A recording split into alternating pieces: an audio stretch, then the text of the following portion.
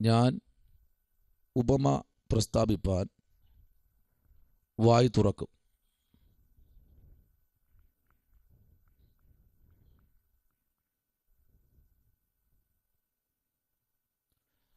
ലോകസ്ഥാപനം മുതൽ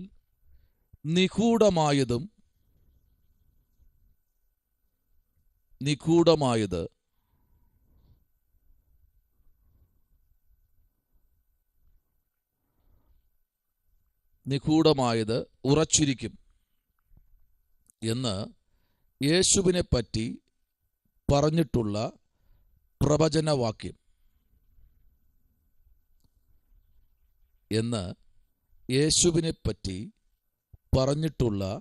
പ്രവചനവാക്യം.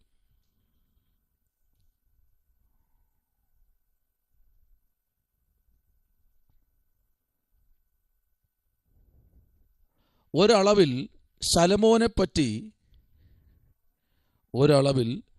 ശലോമോനെപ്പറ്റിയും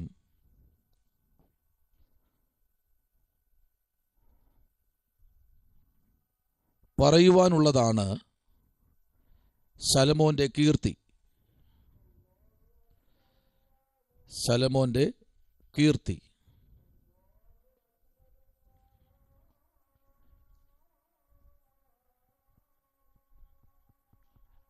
2 മഹത്വം.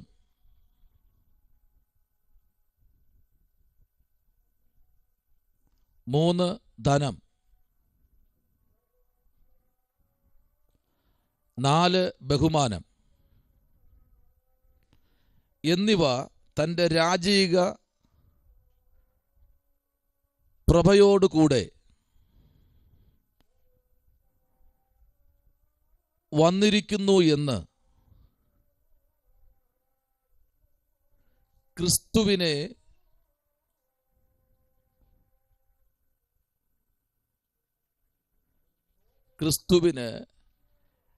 2750 വർഷം മുൻപ്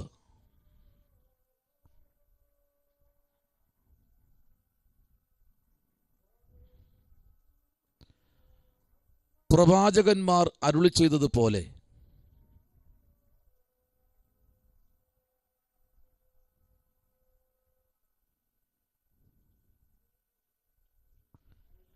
ഇതൊക്കെയും സംഭവിച്ചു.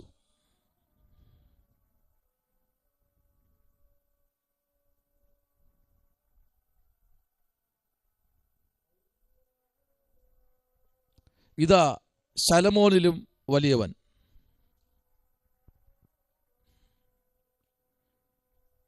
എന്ന് ക്രിസ്തുവിനെ പറ്റി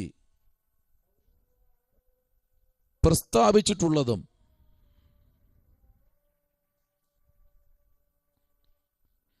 ഈ സന്ദർഭത്തിൽ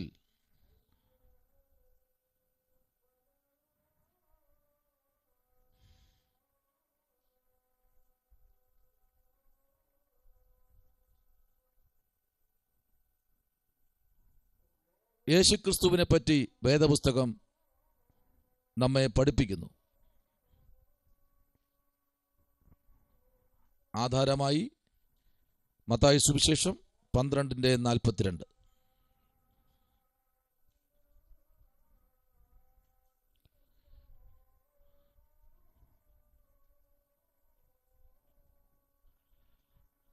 ഒന്ന് 2 3 ഇടുക. 1 2 3 ഒന്ന് അല്പം ഗ്യാപ്പായിട്ട് 1 ഇട്ടിട്ട് കുറച്ചുകൂടെ താഴെ, അടുത്ത 2, അതിന് കുറച്ചുകൂടെ താഴെ, പിശും കാണിക്കാതെ അടുത്തൊരു 3.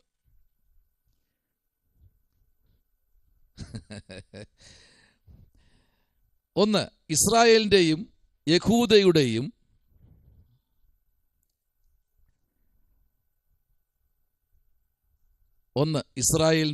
യഹൂദയുടെയും രാജാവായി ശലോമോൻ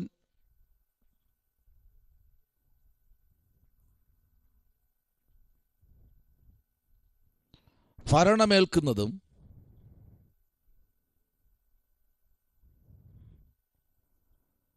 തൻ്റെ പിതാവായ ദാവീദിൻ്റെ മരണവും.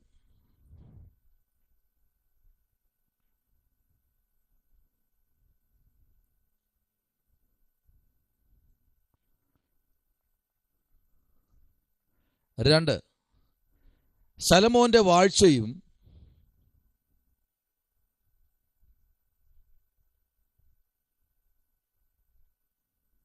നേട്ടങ്ങളും ഏറ്റവും വലുതായിരുന്നു.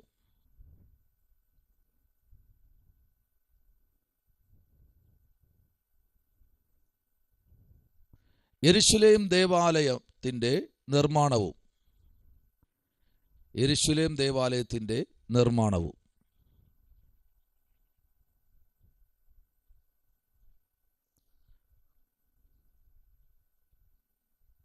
3, തെക്കും വടക്കുമുള്ള 2 രാജ്യങ്ങളുമായി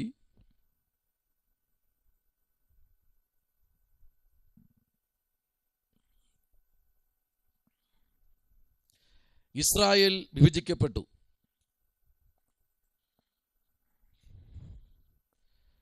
ഇസ്രായേൽ വിഭജിക്കപ്പെടുന്നു. BC 9-ാം നൂറ്റാണ്ടിന്റെ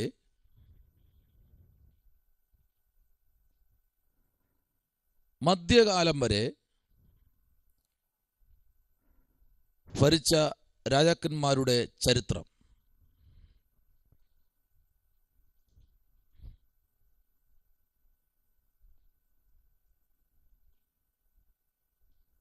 ശലോമോന്റെ പുസ്തകം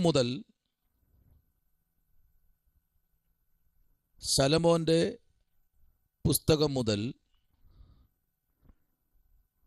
ആരംഭിച്ച ഇസ്രായേലിലെ രാജവാഴ്ചയുടെ ചരിത്രം.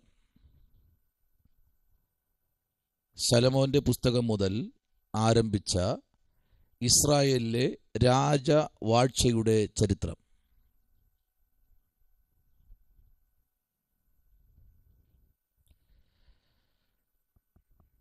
രാജാക്കന്മാരുടെ 1-ാം പുസ്തകത്തിൽ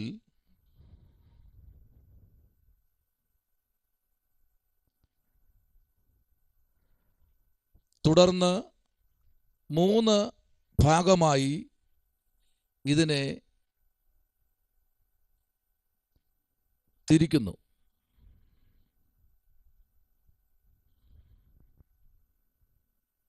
ആ 3 ഭാഗമാണ് നമ്മൾ എഴുതിയത്. 1, 2, 3. ഒരിക്കലും അത് മറന്നു പോകരുത്. 3 ഭാഗമായാണ് ഈ പുസ്തകത്തെ തിരിച്ചത്. ഇസ്രായേലിലെ ആദ്യത്തെ രാജാവ് ആരെന്ന് ചോദിച്ചു കഴിഞ്ഞാൽ നമുക്കെല്ലാവർക്കും പറയാൻ ഒരേ ഒരു വാക്കേ ഉള്ളൂ, ശൗൽ രാജാവ്. പക്ഷേ ഇവിടെ നമ്മൾ വായിക്കുന്നത് ശലോമോന്റെ ചരിത്രമെന്നാണ്. Price the Lord. അപ്പോൾ എന്താ ശൗലിന്റെ ചരിത്രം എന്ന് പറയാത്തത്? അതെന്താ അങ്ങനെ സംഭവിച്ചതെന്നറിയാമോ? ദൈവം പറയാതെ ജനം തെരഞ്ഞെടുത്ത ഒരു മനുഷ്യനാണ് ശൗല്. എന്നാൽ ശലോമോന്റെ പേര് വിശുദ്ധന്മാരുടെ പട്ടികയ്ക്കകത്തില്ല. ശലോമോനെ ദൈവം ഇതിനകത്ത് കൊണ്ട് നിർത്തിയതൊന്ന്, തൻ്റെ അപ്പൻ ദാവീദിന് ചെയ്യാൻ കഴിയാത്ത ഒന്ന്, ആ ആഗ്രഹം തൻ്റെ മകനിൽ കൂടെ നിറവേറ്റുവാൻ വേണ്ടിയാണ് ആലയം പണിയാൻ ശലോമോനെ ദൈവം നിർമ്മിച്ചത്. നിയോഗത്തോടെ തന്നെ അവിടെ കൊണ്ടു നിർത്തി. സ്തോത്രം. അപ്പോൾ 3 ഘട്ടമായിട്ട് ഈ പുസ്തകത്തിലെ ചരിത്രം മാറിക്കഴിഞ്ഞു. ഒന്നാമത്തെ തുടങ്ങുന്നത് തന്നെയാണ് ശലോമോന്റെ പുസ്തകം മുതൽ 1 രാജാക്കന്മാർ, 2 രാജാക്കന്മാർ. ഈ 3 പുസ്തകത്തിൽ രാജഭരണത്തിൻ്റെ ഭയങ്കര ചരിത്രമാണ് ഈ 3 പുസ്തകം. നമുക്ക് ഒരുപാട് ഇതിനകത്ത് നമുക്ക് പഠിക്കാൻ ഒത്തിരി വാക്യങ്ങളും ഒത്തിരി ഏടുകളും ഇതിനകത്തുണ്ട്. ആലയപ്പണി എന്ന് പറയുമ്പോൾ തന്നെ 6-ാമത്തെ അധ്യായം നമ്മൾ പഠിക്കുമ്പോൾ ആലയപ്പണി തുടങ്ങുകയാണ്. 6-ാമത്തെ അധ്യായം നമ്മൾ പഠിച്ചു വരുമ്പോൾ 6-ന്റെ 7-ാമത്തെ വാക്യത്തിലേക്ക് വരുമ്പോൾ ആലയപ്പണിയുടെ അതിൻ്റെ ബേസ്മെൻറ്റിന് എന്തൊക്കെ വേണം, ചുമര് എങ്ങനെ പണിയണം എന്ന് തുടങ്ങി 6-ാമത്തെ അധ്യായത്തിനകത്ത് 1-ാമത്തെ വാക്യം മുതൽ നമ്മൾ ചിന്തിക്കുമ്പോൾ 6-ാം അധ്യായത്തിൽ അവിടെ ആലയപ്പണിയുടെ ഒരു വലിയ ദൃഢഗതിയിലുള്ള ഒരു ആരവം അവിടെ മുഴങ്ങുകയാണ്. എന്നാൽ 1-ാമത്തെ അധ്യായത്തിൽ നമുക്കറിയാം, ദാവീദ് രാജാവ് വയസ്സ് ചെന്ന് വൃദ്ധനായപ്പോൾ അവനെ സ്തോത്രം ഒരു കമ്പിളി പുതച്ചിട്ട് കുളിർ മാറുന്നില്ല എന്ന് 1-ാമത്തെ വാക്യം തുടങ്ങുമ്പോൾ നമുക്കവിടെ കാണാൻ കഴിയുന്നു. വളരെ വാർദ്ധക്യത്തിലായിരിക്കുന്ന ദാവീദിനെ അവിടെ കാണുന്നു. എന്നാൽ ദാവീദിൻ്റെ കാലം കഴിഞ്ഞ് അങ്ങോട്ട് മുമ്പിലോട്ട് പോകുമ്പോൾ 2-ാമത്തെ അധ്യായത്തിലേക്ക് നമ്മൾ വരുമ്പോൾ, 2-ാം അധ്യായത്തിലേക്ക് നമ്മൾ വരപ്പെടുമ്പോൾ അവിടെ കാണുന്നത് 1-ാം അധ്യായത്തിൻ്റെ നിങ്ങൾ കുറിച്ചിട്ടുള്ള 1-ാം അധ്യായത്തിൻ്റെ 30-ാമത്തെ വാക്യം, 31-ാമത്തെ വാക്യം, 32-ാം വാക്യം, 33-ാം വാക്യം. ഇത് വളരെ കാതലായ ഭാഗമാണ് പറഞ്ഞു പോകുന്നത്. 39-ാമത്തെ വാക്യം, 48-ാമത്തെ വാക്യം, ഇത്രയും വാക്യങ്ങൾ നിങ്ങൾ വേദപുസ്തകത്തിനകത്ത് നിങ്ങളുടെ ബുക്കിനകത്ത് നോട്ട് ചെയ്തിട്ടോളണം. അടുത്ത 2-ാം അധ്യായത്തിലേക്ക് വരുമ്പോൾ ദാവീദിൻ്റെ മരണകാലം സ്തോത്രം അടുത്തിരിക്കുമ്പോൾ എന്ന് തുടങ്ങി 1-ാം അധ്യായത്തിൽ നമുക്കവിടെ കാണാൻ, 2-ാമത്തെ അധ്യായത്തിന് 1-ാമത്തെ വാക്യം മുതൽ കാണാൻ കഴിയുന്നു. അപ്പോൾ തന്നെ 1-ാമത്തെ അധ്യായത്തിൽ തന്നെ 2-ാം അധ്യായത്തിൽ തന്നെ 1-ാമത്തെ വാക്യം മുതൽ തുടങ്ങുന്നത് ശലോമോന് കൽപ്പന കൊടുത്ത ശേഷം ദാവീദ് മരിക്കുന്നത് കാണാൻ കഴിയുന്നു. സ്തോത്രം. 2-ാമത്തെ അധ്യായത്തിൻ്റെ 1-ാമത്തെ വാക്യം മുതൽ 10-ാമത്തെ വാക്യം വരെ നമ്മൾ വായിക്കുന്നത് ഇങ്ങനെയാണ്. ശലോമോന് കൽപ്പന കൊടുത്ത ശേഷം എന്ത് ചെയ്യുന്നു? 10 മുതൽ 12 വരെ വായിക്കുമ്പോൾ കാണുന്നത് ദാവീദ് മരിക്കുകയാണ്. സ്തോത്രം. 2-ാം അധ്യായത്തിൽ അത് നമുക്ക് 8-ാമത്തെ വാക്യം മുതൽ 12, 13 വാക്യങ്ങളിലേക്ക് നമ്മൾ വരുമ്പോൾ അവിടെ കാണാൻ കഴിയുന്നത് ആ അധ്യായം നിങ്ങൾക്ക് കാണാൻ കഴിയും. അതിനകത്ത് പിന്നെ 3-ാമത്തെ അധ്യായത്തിലേക്ക് വരുമ്പോൾ 2-ാം അധ്യായത്തിൽ 36-ാമത്തെ വാക്യം കൂടെ നിങ്ങൾ വായിച്ചോളണം. 3-ാം അധ്യായത്തിലേക്ക് വരുമ്പോൾ നമുക്കവിടെ ഒരു കാര്യം കാണുന്നുണ്ട്. ഇങ്ങോട്ട് നോക്കി എല്ലാവരും എൻ്റെ മുഖത്തോട്ട് നോക്കി. ശലോമോൻ വിവാഹം കഴിച്ച പെണ്ണ് ആരുടെ മോളെന്നറിയാമോ? എല്ലാവരും എൻ്റെ മുഖത്തോട്ടേക്ക് പറഞ്ഞേ. അവിടെ ആദ്യമേ ഫെയിൽ അടിച്ച് ശൗലിൻ്റെ നിന്ന്. ഇങ്ങോട്ട് പറഞ്ഞേ ആരാണ്? ഇങ്ങോട്ട് മുഖത്തോട്ട് നോക്കി എല്ലാവരും, വേദോസ്തം നോക്കി, അല്ലെങ്കിൽ എല്ലാവരെയും കാണാം. 1-2 പേര് മാത്രമേ വീഡിയോ ഓഫ് ചെയ്തിട്ടുള്ളൂ. നോക്കിയേ ആരെ മകളെയാണ്? ഇങ്ങോട്ട് ആൻറ്റി അഭിഷത്തെ ആരെ മകളെയാണ് ശലോമോൻ വിവാഹം കഴിച്ചത്? പ്രൊഫസർ പറഞ്ഞു 3-ാം വർഷമാണ്, എംപോസിഷൻ ഇഷ്ടം പോലെ വരാൻ പോകുന്നു. ആമേൻ. ആരെ മകളെ? 3-ാമത്തെ അധ്യായത്തിൻ്റെ 1-ാമത്തെ വാക്യം മുതൽ 5-ാമത്തെ വാക്യം വരെ വായിക്കുമ്പോൾ ശലോമോൻ ഫറവോന്റെ പുത്രിയെ വിവാഹം ചെയ്തു. ആരെ പുത്രിയെ? ഫറവോന്റെ പുത്രിയെ വിവാഹം ചെയ്തു എന്ന്, നിശ്ചയം ചെയ്തെന്നല്ല, വിവാഹം ചെയ്തു എന്ന 1-ാം വാക്യം മുതൽ നിങ്ങൾ 5-ാമത്തെ വാക്യം വരെ വായിക്കുമ്പോൾ അവിടെ കാണാൻ കഴിയുന്നു. ആമേൻ. ശലോമോൻ എത്ര ഭാര്യമാരുണ്ടെന്ന് പിന്നെ പറഞ്ഞുതരാം. ആമേൻ. നമുക്കത് പഠിക്കാം. Price the Lord. ഒന്ന് വായിച്ചേ 3-ാമത്തെ അധ്യായത്തിൻ്റെ 1-ാമത്തെ വാക്യം മുതൽ 5-ാമത്തെ വാക്യം വരെ ഒന്ന് വായിച്ചേ.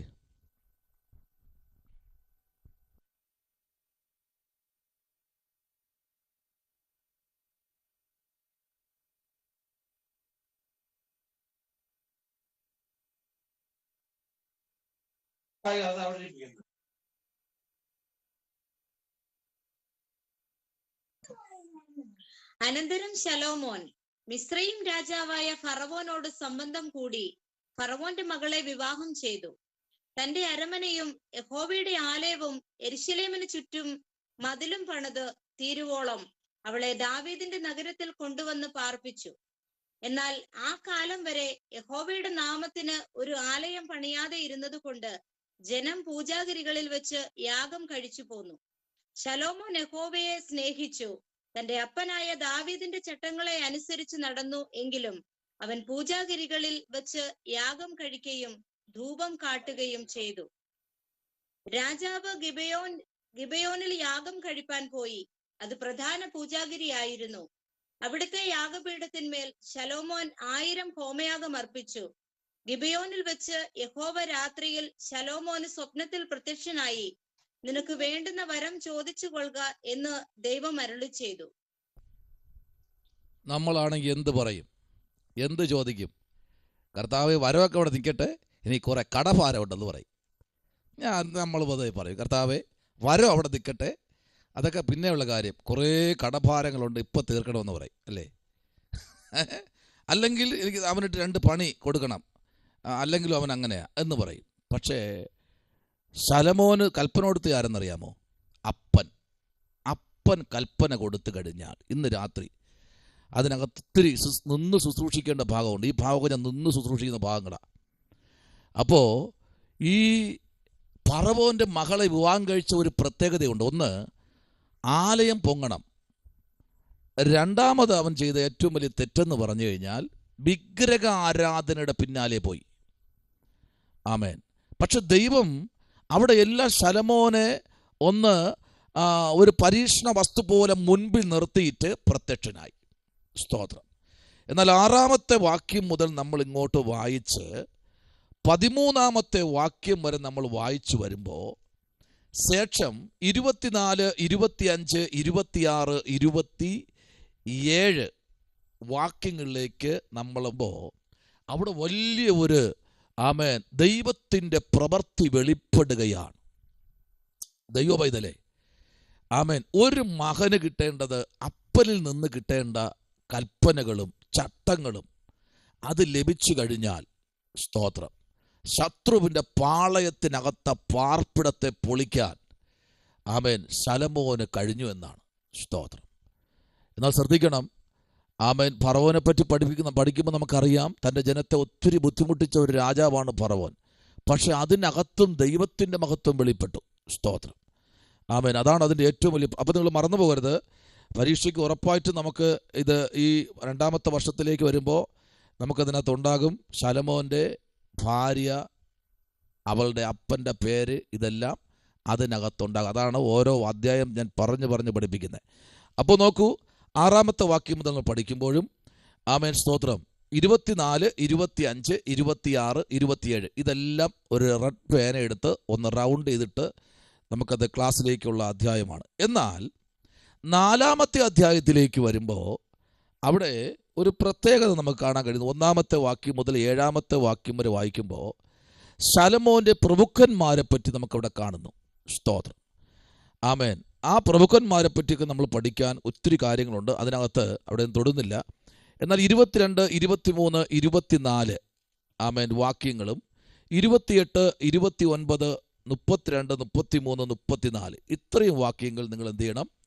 ആമേൻ, നോട്ട് ചെയ്ത് നിങ്ങൾ പഠിക്കണം. എന്ന് പറഞ്ഞാൽ ശലോമോൻ്റെ ആ രാജഭരണത്തെക്കുറിച്ച് പഠിക്കണമെങ്കിൽ ശമൂവേൽ പ്രവാചകൻ്റെ പുസ്തകം മുതൽ 2 രാജാക്കന്മാരുടെ പുസ്തകം തീരുമ്പോൾ രാജഭരണങ്ങൾ അവിടെ തീരുകയാണ്. അപ്പോൾ 3 തട്ടായി നമ്മൾ പഠിക്കുന്നു. ഒന്ന് ശമൂവേൽ, 2 ശമൂവേലിൻ്റെ പുസ്തകം, 1 രാജാക്കന്മാർ, 2 രാജാക്കന്മാർ. അപ്പം നോക്കൂ, രാജഭരണത്തിൻ്റെ ചില കാര്യങ്ങൾ പഠിക്കാൻ കഴിയില്ല.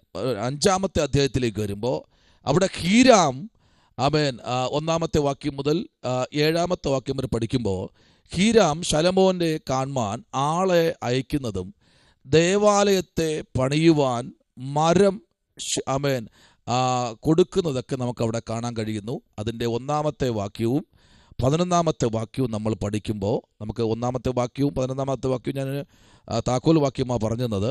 ആമേൻ. അത് 5-ാമത്തെ അധ്യായം നമ്മൾ പഠിക്കുമ്പോൾ. എന്നാൽ 6-ാമത്തെ അധ്യായത്തിലേക്ക് വരുമ്പോൾ ആമേൻ 1-ാമത്തെ വാക്യം മുതൽ നമ്മൾ ആമേൻ 10-ാമത്തെ വാക്യം വരെ പഠിക്കുമ്പോൾ എന്താണ്?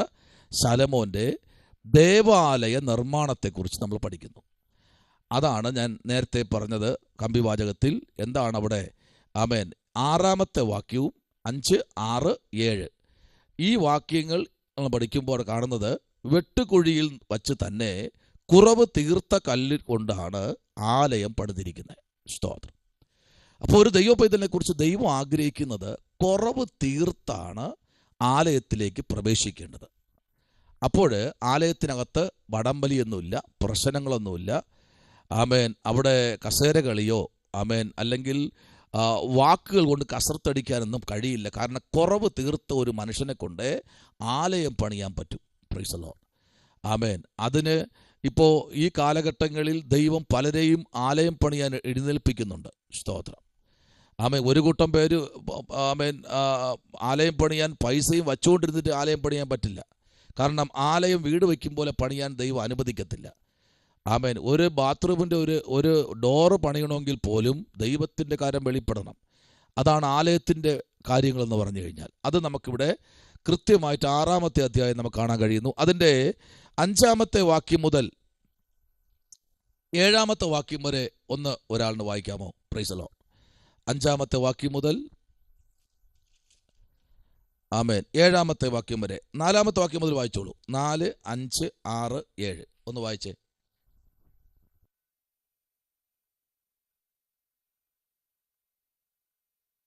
അവൻ ആലയത്തിന് ജാലമിണക്കിയ കിളിവാതിലുകളെയും ഉണ്ടാക്കി. മന്ദിരവും അന്തർമന്ദിരവും കൂടിയ ആലയത്തിന്റെ ചുവരിനോട് ചേർത്ത് ചുറ്റും തട്ടുതട്ടായി പുറവാരങ്ങളും പണിത് അവയിന് ചുറ്റും അറകളും ഉണ്ടാക്കി. താഴത്തെ പുറവാരം 5 മുഴവും നടുവിലത്തേത് 6 മുഴവും മൂന്നാമത്തേത് 7 മുഴവും വീതിയുള്ളതായിരുന്നു. തുലാങ്ങൾ ആലയ ഭിത്തികളിൽ അകത്ത് ചെല്ലാതിരിപ്പാൻ അവൻ ആലയത്തിന്റെ ചുറ്റും പുറമെ ഗളം പണിതു. വെട്ടുകുഴിയിൽ വെച്ച് തന്നെ കുറവ് തീർത്ത കല്ലുകൊണ്ട് ആലയം പണിതതിനാൽ അത് പണിയുന്ന സമയത്ത് ചുറ്റിക, മഴു മുതലായ യാതൊരു ഇരുമ്പായുധത്തിന്റെയും ഒച്ച ആലയത്തിങ്കൽ കേൾപ്പാനില്ലായിരുന്നു.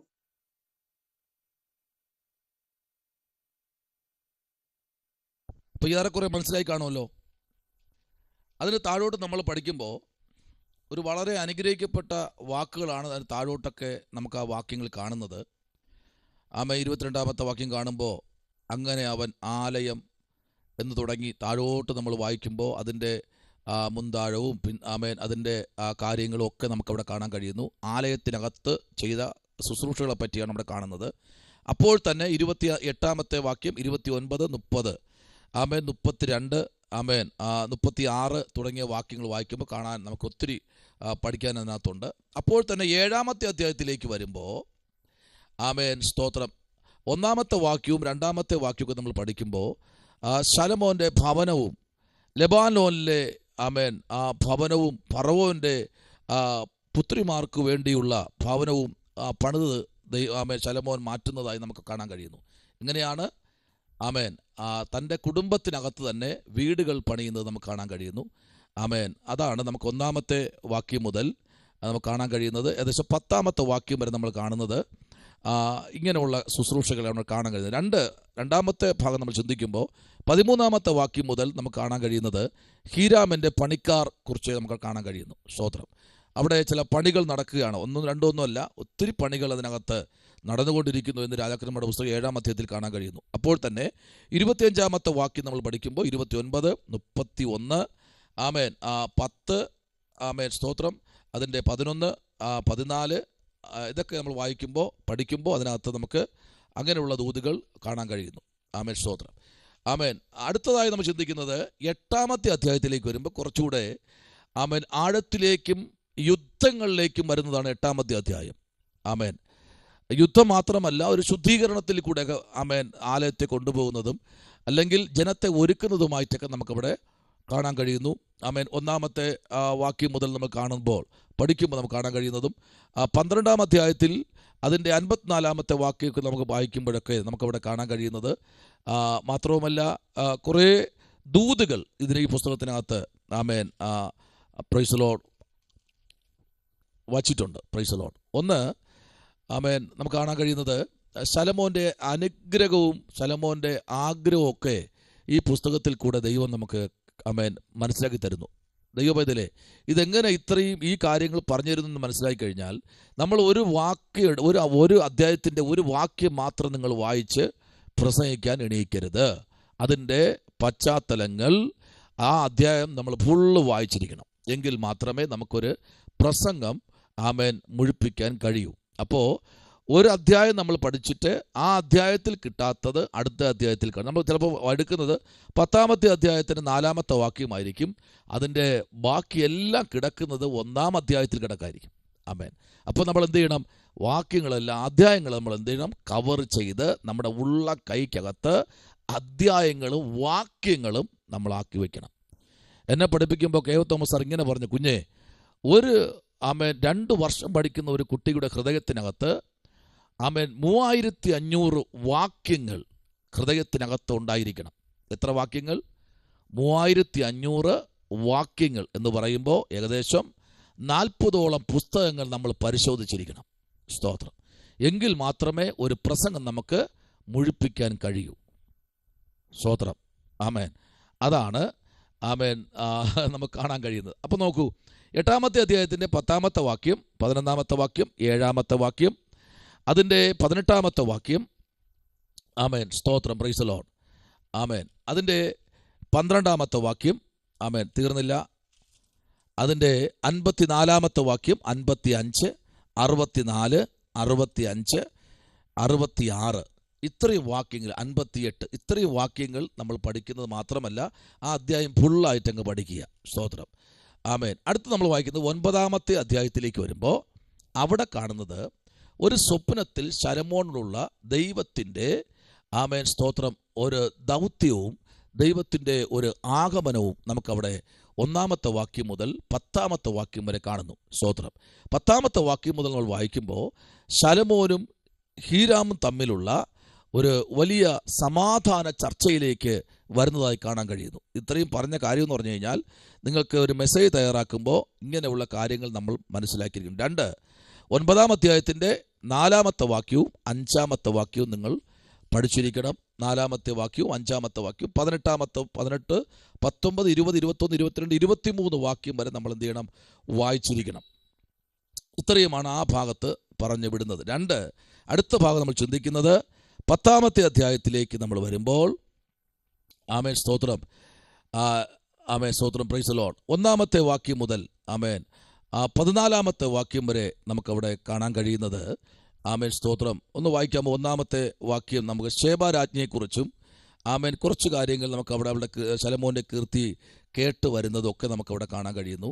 ആമേൻ. അതും കൂടെ ചേർത്ത് നമ്മൾ പഠിക്കുമ്പോൾ ആമേൻ ഒരു വലിയ ഒരു പ്രൈസ് ദി ലോർഡ്, ഒരു സമാധാനത്തിൻ്റെ വാക്കുകളല്ല അവിടെ വരുന്നത്.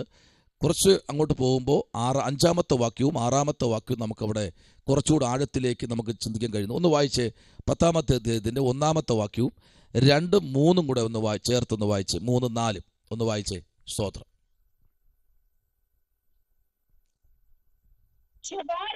യഹോവയുടെ നാമം സംബന്ധിച്ച ശലോമോനുള്ള കീർത്തി കേട്ടിട്ട് കഴമൊഴികളാൽ അവനെ പരീക്ഷിക്കേണ്ടതിന് വന്നു. അവൾ അതിമഹത്തായ പരിവാരത്തോടും സുഗന്ധവർഗവും അനവധി പൊന്നും രത്നവും ചുമന്ന ഒട്ടകങ്ങളോടും കൂടെ യെരൂശലേമിൽ വന്നു.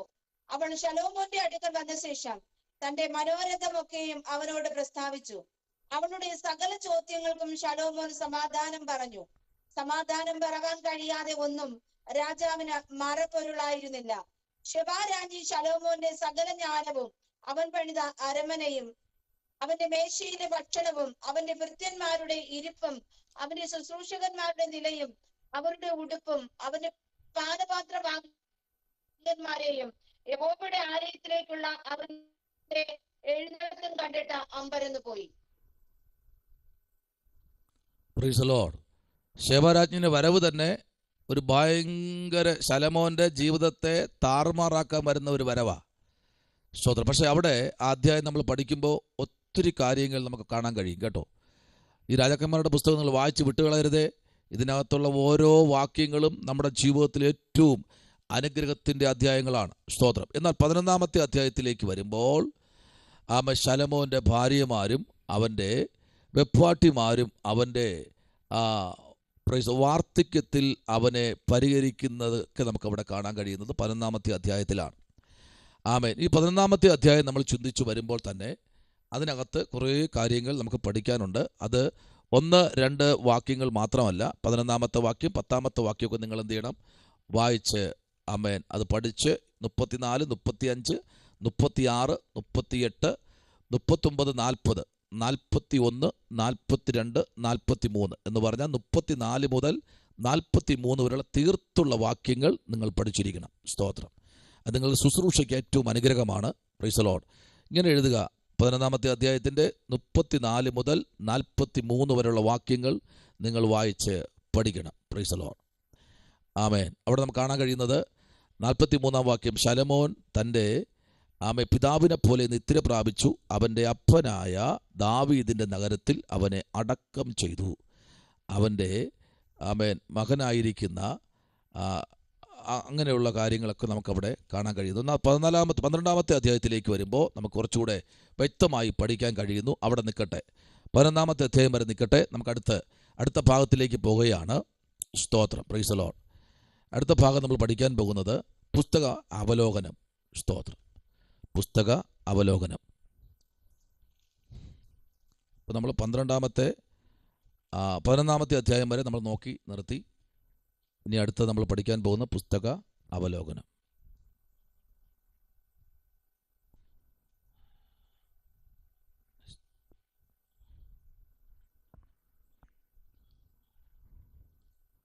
ഒന്ന് രാജാക്കന്മാരുടെ പുസ്തകത്തെ 2 പ്രധാന ഭാഗങ്ങളായി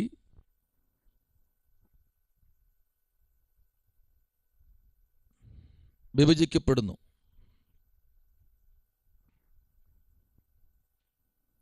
ഒന്ന് രാജാക്കന്മാരുടെ പുസ്തകത്തെ 2 പ്രധാന ഭാഗങ്ങളായി വിഭജിക്കപ്പെടുന്നു.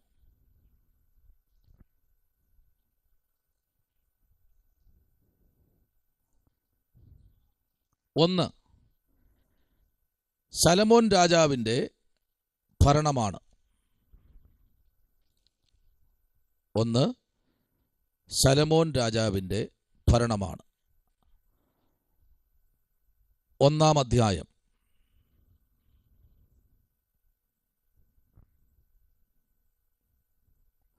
അധ്യായം 1.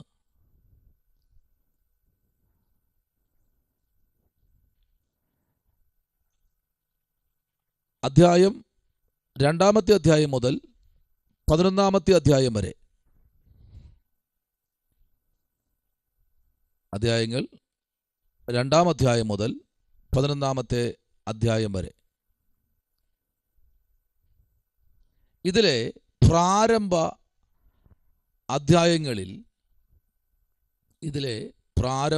അധ്യായങ്ങളിൽ ശലോമോൻ രാജാവിൻ്റെ പശ്ചാത്തലം വിവരിച്ചിട്ടുണ്ട്.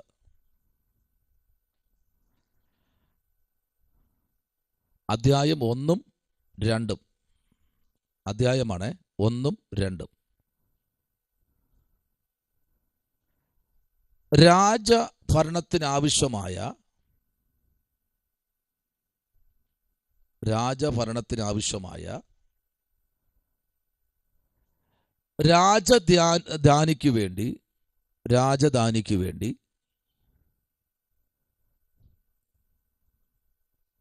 അവൻ്റെ അപേക്ഷ. അധ്യായം 3. അടുത്ത 7 അധ്യായങ്ങളിൽ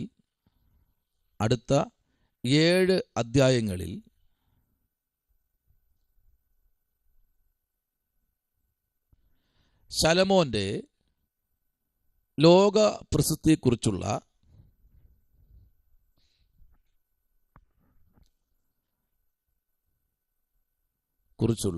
ഉയർച്ചയും തൻ്റെ ആദ്യത്തെ 20 വർഷകാലത്തെ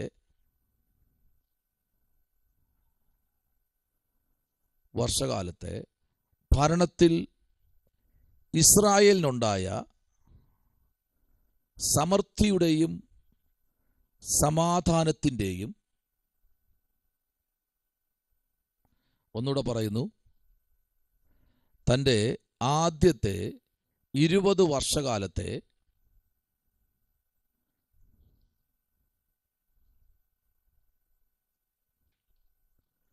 ഭരണത്തെക്കുറിച്ചുള്ള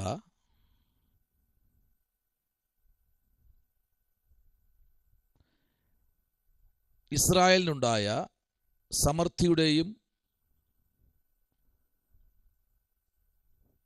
സമാധാനത്തിൻ്റെയും ശക്തിയുടെയും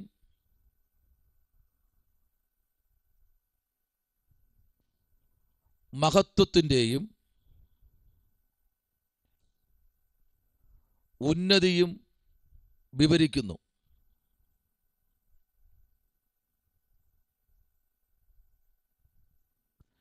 ഈ കാലഘട്ടത്തിലാണ് ശലോമോൻ ദേവാലയം പണിയുകയും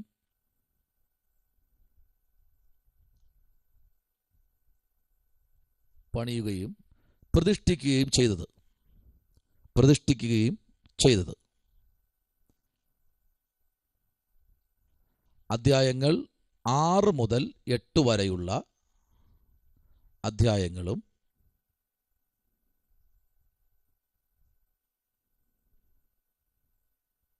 ശേഷം 11-ാം അധ്യായത്തിൽ ശലോമോന്റെ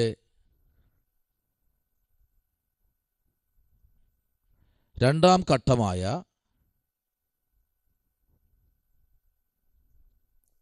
ഘട്ടമായ 20 വർഷങ്ങളെ വിവരിക്കുന്നു. 20 വർഷങ്ങളെ വിവരിക്കുന്നു.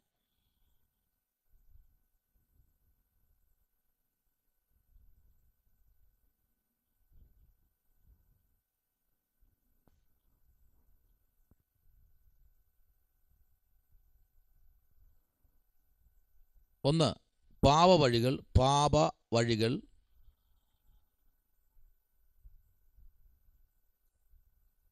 2, വിഗ്രഹ ആരാധന.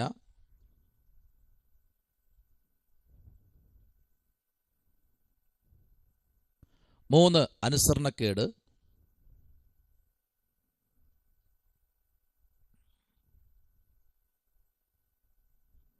4, വിഗ്രഹാർപ്പിതങ്ങൾ.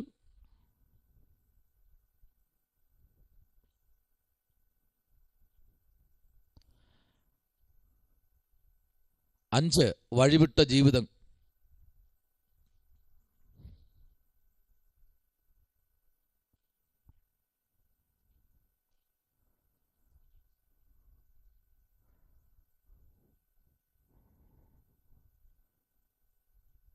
2, ഭാഗം 2. രണ്ടാം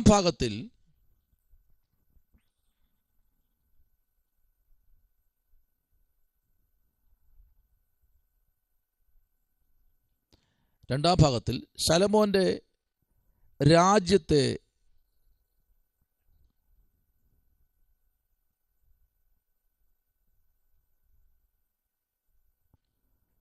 രണ്ട് രാജ്യങ്ങളിലും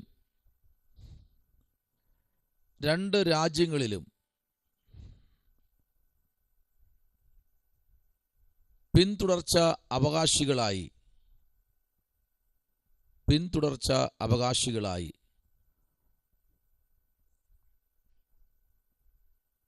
വന്ന രാജാക്കന്മാരുടെ 80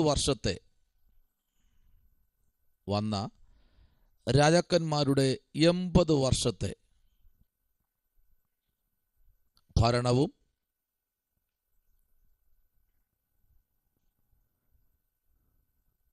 ആത്മീകമായ അനുതാപത്തെ വിവരിക്കുന്നു.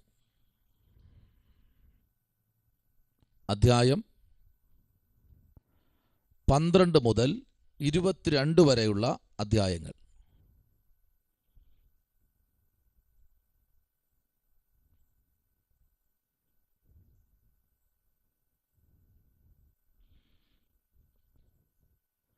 ഈ ആദ്യ ഭാഗത്ത് കാണുന്ന പ്രധാന വ്യക്തികൾ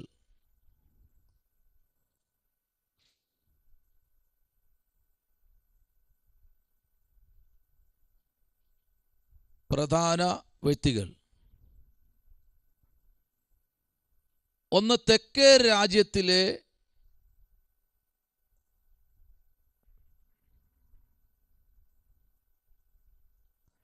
രാഹാബ്.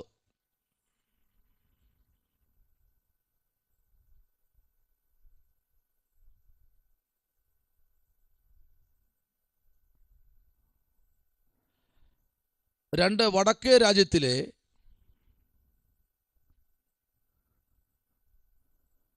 ആഹാബ്.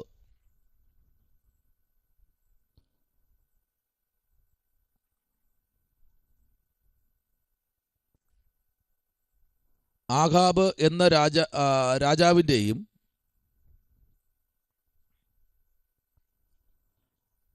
അവൻ്റെ ദുഷ്ടയായ ഭാര്യ ഇസബേലും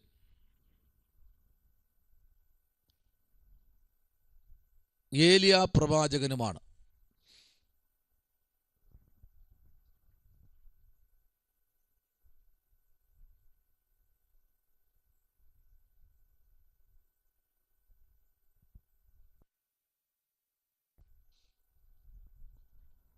പ്രൈസ് ദി ലോർഡ്.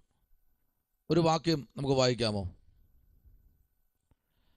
ആ 22-ാമത്തെ അധ്യായത്തിൻ്റെ അധ്യായം 22.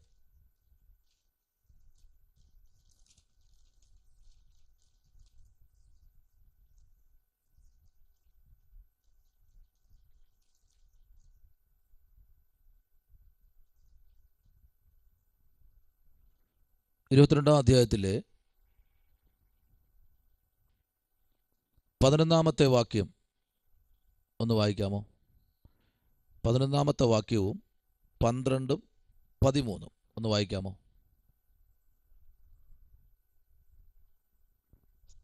കെനേനയുടെ മകനായ സിദക്കിയാവ് തനിക്ക് ഇരുമ്പ് കൊണ്ട് കൊമ്പുണ്ടാക്കി, ഇവ കൊണ്ട് നീ അരാമ്യരെ അവർ ഒടുങ്ങും വരെ കുത്തിക്കളയും എന്നീ പ്രകാരം യഹോവ അരുളി ചെയ്യുന്നു എന്ന് പറഞ്ഞു. പ്രവാചകന്മാരൊക്കെയും അങ്ങനെ തന്നെ പ്രവചിച്ചു. ഗിലെയാദിലെ രാമോത്തിലേക്ക് പുറപ്പെടുക, നീ കൃതാർത്ഥനാകും, യഹോവ അത് രാജാവിന്റെ കയ്യിൽ ഏൽപ്പിക്കും എന്ന് പറഞ്ഞു. മീഖായാവെ വിളിപ്പാൻ പോയ ദൂതൻ അവനോട്, നോക്കൂ, പ്രവാചകന്മാരുടെ വാക്കുകൾ ഒരുപോലെ രാജാവിന് ഗുണമായിരിക്കുന്നു. നിന്റെ വാക്കും അവരിൽ ഒരുത്തന്റെ പോലെ ഇരിക്കണം, നീയും ഗുണമായി പറയണമേ എന്ന് പറഞ്ഞു. അതിന് മീഖായാവ്, യഹോവ എന്നോട് അരുളി ചെയ്യുന്നത് തന്നെ ഞാൻ പ്രസ്താവിക്കും എന്ന് പറഞ്ഞു.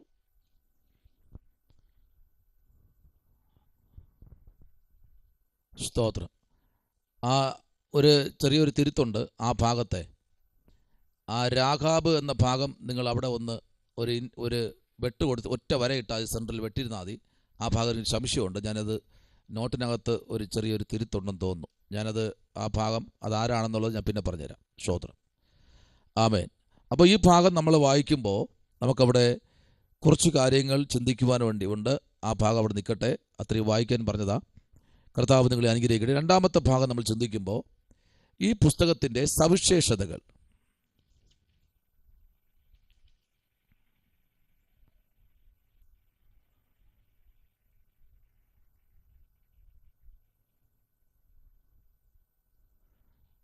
എഴുത്തിലൊന്ന് മിസ്റ്റേക്കാണ് കേട്ടോ. അത് ആ രാഘാബ് എന്നുള്ളത് ഞാനത് ആ ഭാഗത്ത്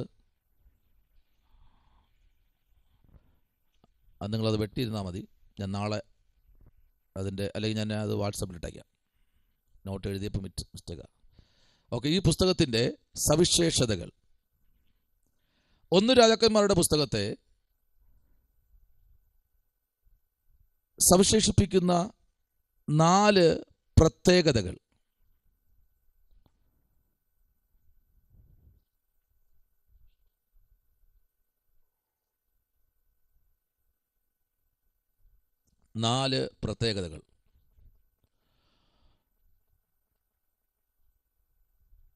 ഒന്ന്, ഇസ്രായേലിൻ്റെയും യഹൂദയുടെയും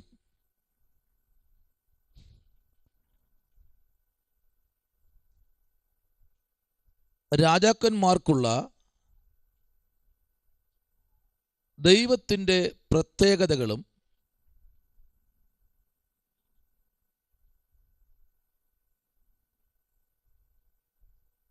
വ്യക്തതകളും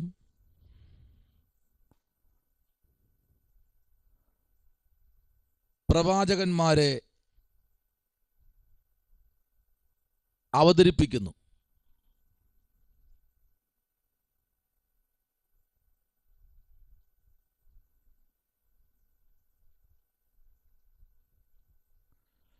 അധ്യായം 11:29.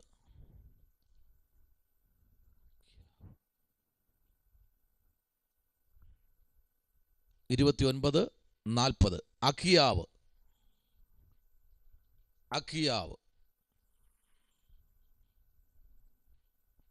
14-ാം അധ്യായത്തിൻ്റെ 5 മുതൽ 18 വരെ. 14-ാം അധ്യായത്തിൻ്റെ 5 മുതൽ 18 വരെ ഒരാളൊന്ന് വായിക്കാമോ? 14-ാമത്തെ അധ്യായം 5 മുതൽ 18 വരെയുള്ള വേദാംശം.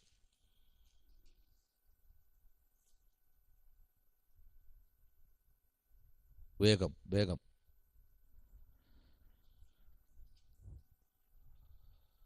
എന്നാൽ യഹോവ അഹിയാവോട്, യൊരോബെയാമിന്റെ ഭാര്യ തന്റെ മകനെ കുറിച്ച് നിന്നോട് ചോദിപ്പാൻ വരുന്നു, അവൻ ദീനമായി കിടക്കുന്നു, നീ അവളോട് ഇന്ന പ്രകാരം സംസാരിക്കണം. അവൾ അകത്ത് വരുമ്പോൾ അന്യസ്ത്രീയുടെ ഭാവം നടിക്കുമെന്ന് അരുളി ചെയ്തു. അവൾ വാതിൽ കടക്കുമ്പോൾ അവളുടെ കാലച്ച അഹിയാവ് കേട്ടിട്ട് പറഞ്ഞതെന്നാൽ, യൊരോബെയാമിന്റെ ഭാര്യയെ അകത്ത് വരിക, നീ ഒരു അന്യസ്ത്രീ എന്ന് നടിക്കുന്നതെന്തിന്? കഠിന വർത്തമാനം നിന്നെ അറിയിപ്പാൻ എനിക്ക് നിയോഗമുണ്ട്. നീ ചെന്ന യൊരോബെയാമിനോട് പറയേണ്ടത് എന്തെന്നാൽ, ഇസ്രായേലിന്റെ ദൈവമായ യഹോവ ഇപ്രകാരം അരുളി ചെയ്യുന്നു, ഞാൻ ജനത്തിന്റെ ഇടയിൽ നിന്ന് നിന്നെ ഉയർത്തി എന്റെ ജനമായ ഇസ്രായേലിനെ പ്രഭുവാക്കി രാജ്യത്വം ദാവീദ് ഗൃഹത്തിൽ നിന്ന് കീറിയെടുത്ത് നിനക്ക് തന്നു. എങ്കിലും എന്റെ കൽപ്പനകളെ പ്രമാണിക്കുകയും എനിക്ക് പ്രസാദമുള്ളത് മാത്രം ചെയ്യുവാൻ പൂർണ്ണ മനസ്സോടുകൂടെ എന്നെ അനുസരിക്കുകയും ചെയ്ത എന്റെ ദാസനായ ദാവീദിനെ പോലെ നീ ഇരിക്കാതെ നിനക്ക് മുമ്പുണ്ടായിരുന്ന എല്ലാവരെക്കാളും അധികം ദോഷം ചെയ്തു. എന്നെ കോപിപ്പിക്കേണ്ടതിന് ചെന്ന് നിനക്ക് അന്യദേവന്മാരെയും വിഗ്രഹങ്ങളെയും ഉണ്ടാക്കി എന്നെ നിന്റെ പുറകിൽ എറിഞ്ഞു കളഞ്ഞു.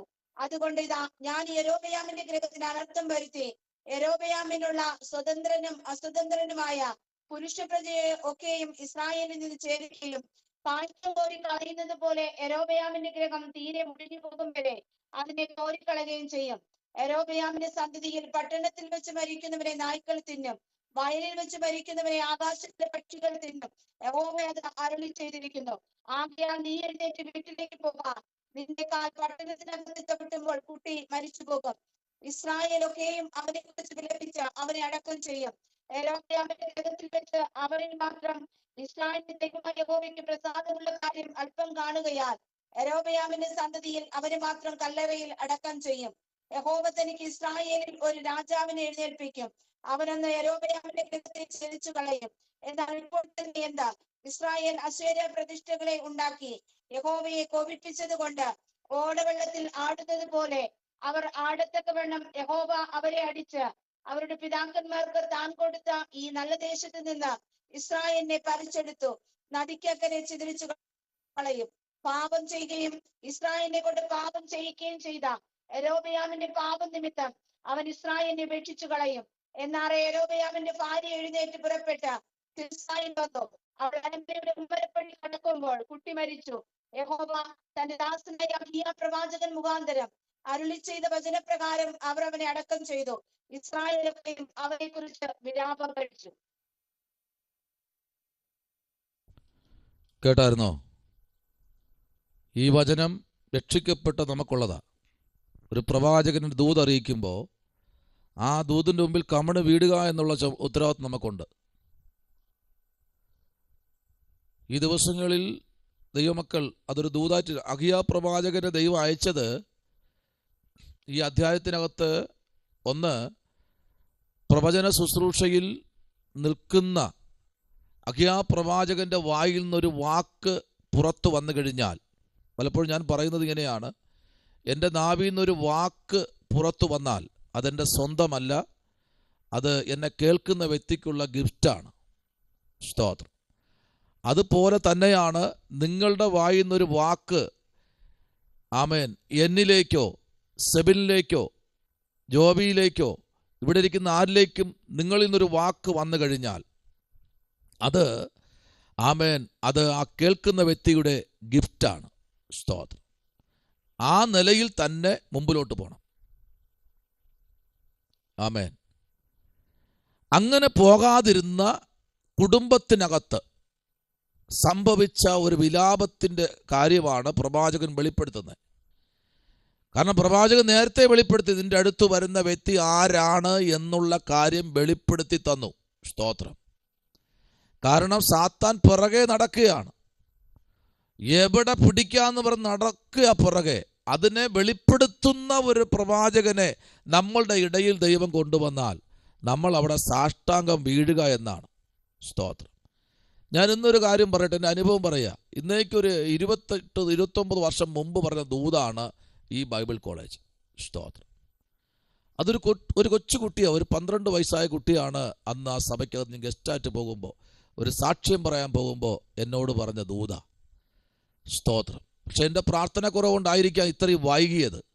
പക്ഷെ ഒരു കാര്യം ഞാൻ ഉറപ്പ് പറയുന്നു, എൻ്റെ അനുഭവത്തോടെ പറയുന്നു, ഒരു ദൂത് നിങ്ങളിലേക്ക് വന്നു കഴിഞ്ഞാൽ ഏതെങ്കിലും അഭിഷക്തന്മാരെ എന്നൊരു ദൂത് വന്നു കഴിഞ്ഞാൽ അത് നിങ്ങളുടെ ജീവിതത്തോട് തട്ടിക്കുന്നതാണെങ്കിൽ ഉറപ്പായിട്ടും കണ്ണുകൾ മറയും മുൻപേ അത് നടക്കാതെ കർത്താവ് ഈ ഭൂപരപ്പിൽ നിന്ന് മാറ്റത്തില്ല.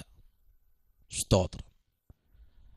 ആമേൻ. അങ്ങനെയെങ്കിൽ ഈ പ്രവാചകൻ അറിയിച്ച ദൂത് ചെറുതല്ല, വലിയ ദൂതാണ് അറിയിച്ചത്. അതേപോലെ സംഭവിക്കുക. ആമേൻ. അവിടെ അടുത്ത അഗ്യാപ്രവാചകൻ കഴിഞ്ഞാൽ അടുത്ത പ്രവാചകൻ എന്ന് പറഞ്ഞാൽ യെശയ്യാ പ്രവാചകന്. കട്ടിയേറിയ പ്രവാചകൻ. എഴുതിക്കോ, അടുത്ത പ്രവാചകൻ യെശയ്യാ പ്രവാചകനാണ്. യെശയ്യാ പ്രവാചകൻ.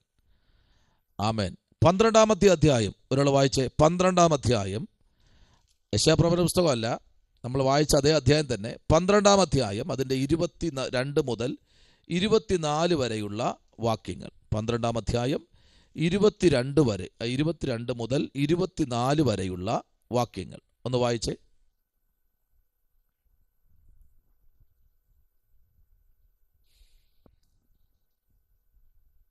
യഹൂദ യഹോവയ്ക്ക് അനിഷ്ടമായുള്ളത് ചെയ്തു. അവർ ചെയ്ത പാപങ്ങൾ കൊണ്ട് അവരുടെ പിതാക്കന്മാർ ചെയ്തതിനേക്കാൾ അധികം അവനെ ക്രുന്തിപ്പിച്ചു.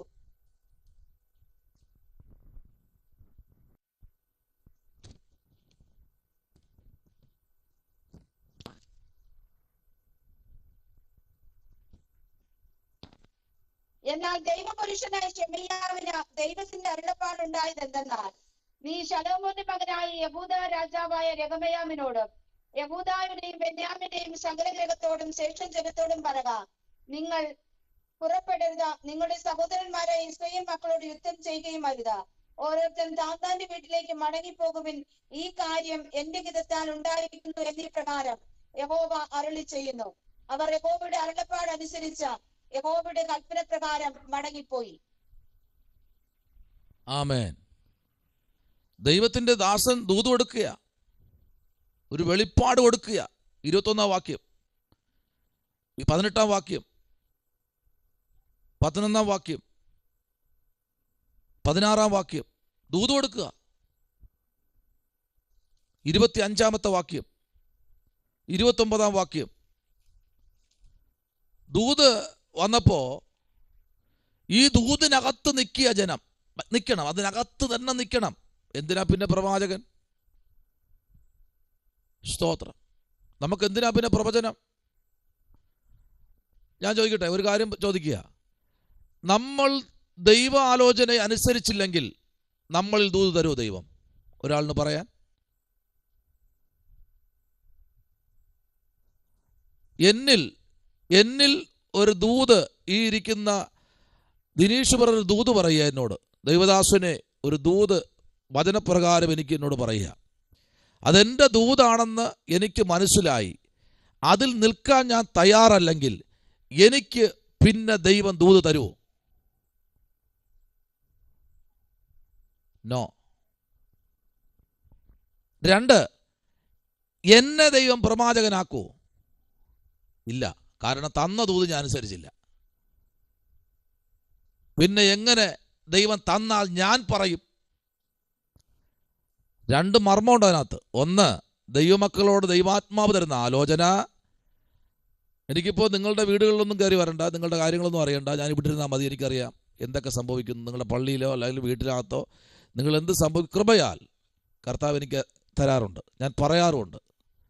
അത് ഓപ്പണായി ഓപ്പണായി പറയും, ഇല്ലാത്തതില്ലാതെ പറയും. കാരണം ഒരു കൊച്ചു കുട്ടി എന്നോട് ദൂത് പറഞ്ഞാൽ ഞാൻ അത് അനുസരിക്കുമെങ്കിൽ ദൈവം എന്നോട് സംസാരിച്ചു കൊണ്ടേയിരിക്കും. അങ്ങനെ ആയിരിക്കണം നിങ്ങളെല്ലാവരും. എല്ലാവരും അങ്ങനെ ആയിരിക്കണം. നിങ്ങളെല്ലാവരും കരുത്തന്മാരാ. സ്തോത്രം. ഈ 2-ാം വർഷം തുടങ്ങിയപ്പോൾ നമ്മുടെ ഇത് 3-ാമത്തെ വർഷത്തിലേക്ക് കയറിയപ്പോൾ, ഈ 3-ാം വർഷത്തിലേക്ക് വന്നപ്പോൾ 48 പേരുണ്ടായിരുന്നു. ഇപ്പം ഇതിനകത്ത് 15 വരെ ഉള്ളൂ. മതി. ആമേൻ. കാരണം കേട്ടനുസരിക്കാത്തവരെയാണ് ദൈവം കളഞ്ഞത്. എന്തെന്നറിയാമോ? അതിൻ്റെ ഈ പറഞ്ഞതാ, 1, പറയുന്നത് അനുസരിക്കാതെ ദൈവം തരത്തില്ല. ഇന്ന് രാത്രി നമ്മൾ അനുസരിക്കുന്നവരായിരിക്കണം. നമ്മളോട് ദൈവം ഒരു ദൂത് അറിയിക്കണമെങ്കിൽ, ഇപ്പം ദിനീഷ് ബ്രദർ എന്നോട് അറിയിച്ചു, ഞാൻ ആ ദൂത് പ്രമാണിക്കാതെ ഇരുന്നാൽ എനിക്ക് ഇപ്പോൾ ഒരു ദൂത് തന്ന് പ്രൊഫസറോട് പറയാൻ പറഞ്ഞാൽ ദൈവം എനിക്ക് ദൂത് തരത്തില്ല.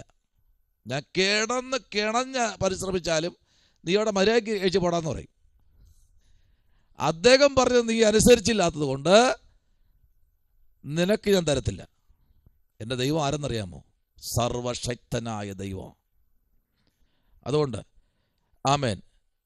അടുത്ത മൂന്നാമത്തെ പ്രവാചകൻ, ശക്തനേറിയ പ്രവാചകനാണ് മീഖയാവ്. മൂന്നാമത്തെ പ്രവാചകൻ മീഖയാവ്. 22-ാം അധ്യായം അതിൻ്റെ 8-ാമത്തെ വാക്യം മുതൽ 28-ാമത്തെ വാക്യം വരെ നമുക്ക് വായിക്കണം. 22-ാമത്തെ അധ്യായം 8-ാമത്തെ വാക്യം മുതൽ 28-ാമത്തെ നീണ്ട 20 വാക്യങ്ങൾ പെട്ടെന്ന് ഒന്ന് കമ്പിവാചകത്തിൽ ഒന്ന് വായിച്ചാട്ടെ.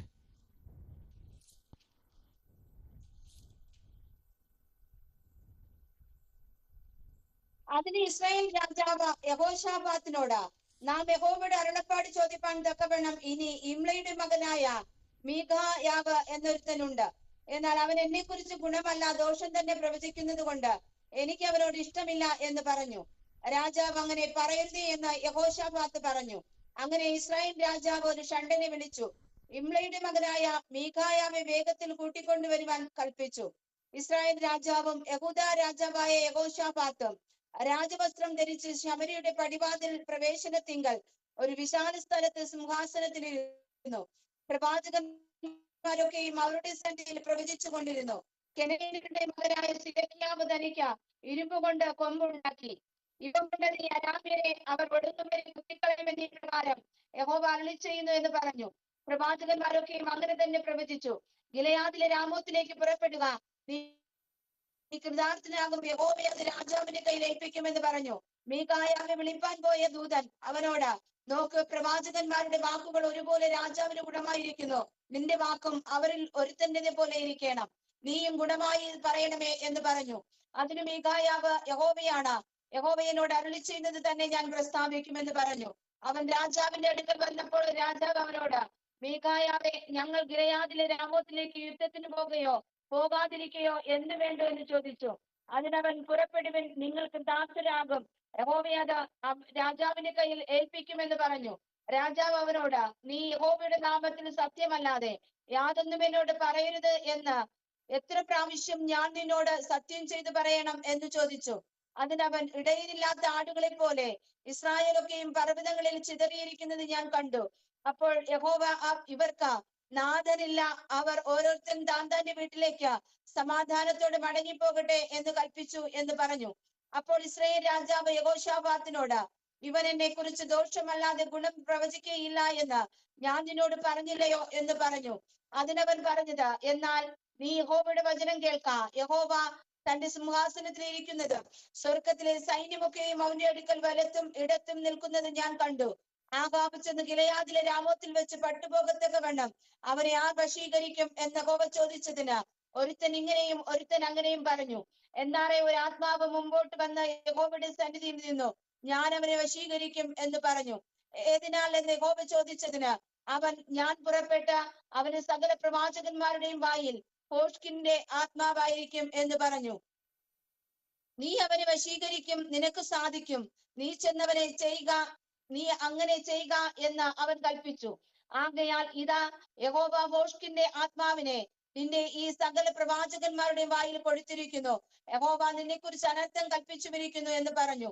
അപ്പോൾ കെനേനയുടെ മകനായ സിദെക്കീയാവ് അടുത്തു ചെന്ന് മീഖായാവിന്റെ ചെവിട്ടത്തടിച്ചു. നിന്നോട് അരുളി ചെയ്യുവാൻ യഹോവയുടെ ആത്മാവ് എന്നെ വിട്ട ഏതു വഴിയായി കടന്നു വന്നു എന്ന് ചോദിച്ചു. അതിന് മീഖായാവ്, നീ ഒളിപ്പാറായിട്ട് അറ തേടി നടക്കുന്ന ദിവസത്തിൽ നീ കാണും എന്ന് പറഞ്ഞു. അപ്പോൾ ഇസ്രായേൽ രാജാവ് പറഞ്ഞത്, മീഖായാവെ പിടിച്ച് നഗര അധിപതിയായ ആമോന്റെയും രാജകുമാരനായ യോവാശിന്റെയും അടുക്കൽ കൊണ്ടുചെന്ന് അവനെ കാരാഗൃഹത്തിൽ ആക്കി. ഞാൻ സമാധാനത്തോടെ വരുവോളം ഞെരുക്കത്തിന്റെ അപ്പവും ഞെരുക്കത്തിന്റെ വെള്ളവും കൊടുത്ത് പോഷിപ്പിക്കേണ്ടതിന് രാജാവ് കൽപ്പിച്ചിരിക്കുന്നു എന്ന് അവരോട് പറക. അതിന് മീഖായാവ്, നീ സമാധാനത്തോടെ മടങ്ങി വരുന്നുണ്ടെങ്കിൽ യഹോവ എന്നെ കൊണ്ട് അരുളി ചെയ്തിട്ടില്ല എന്ന് പറഞ്ഞു. സകല ജാതികളുമായുള്ളവരെ കേട്ടുകൊള്ളുവിൻ എന്നും അവൻ പറഞ്ഞു.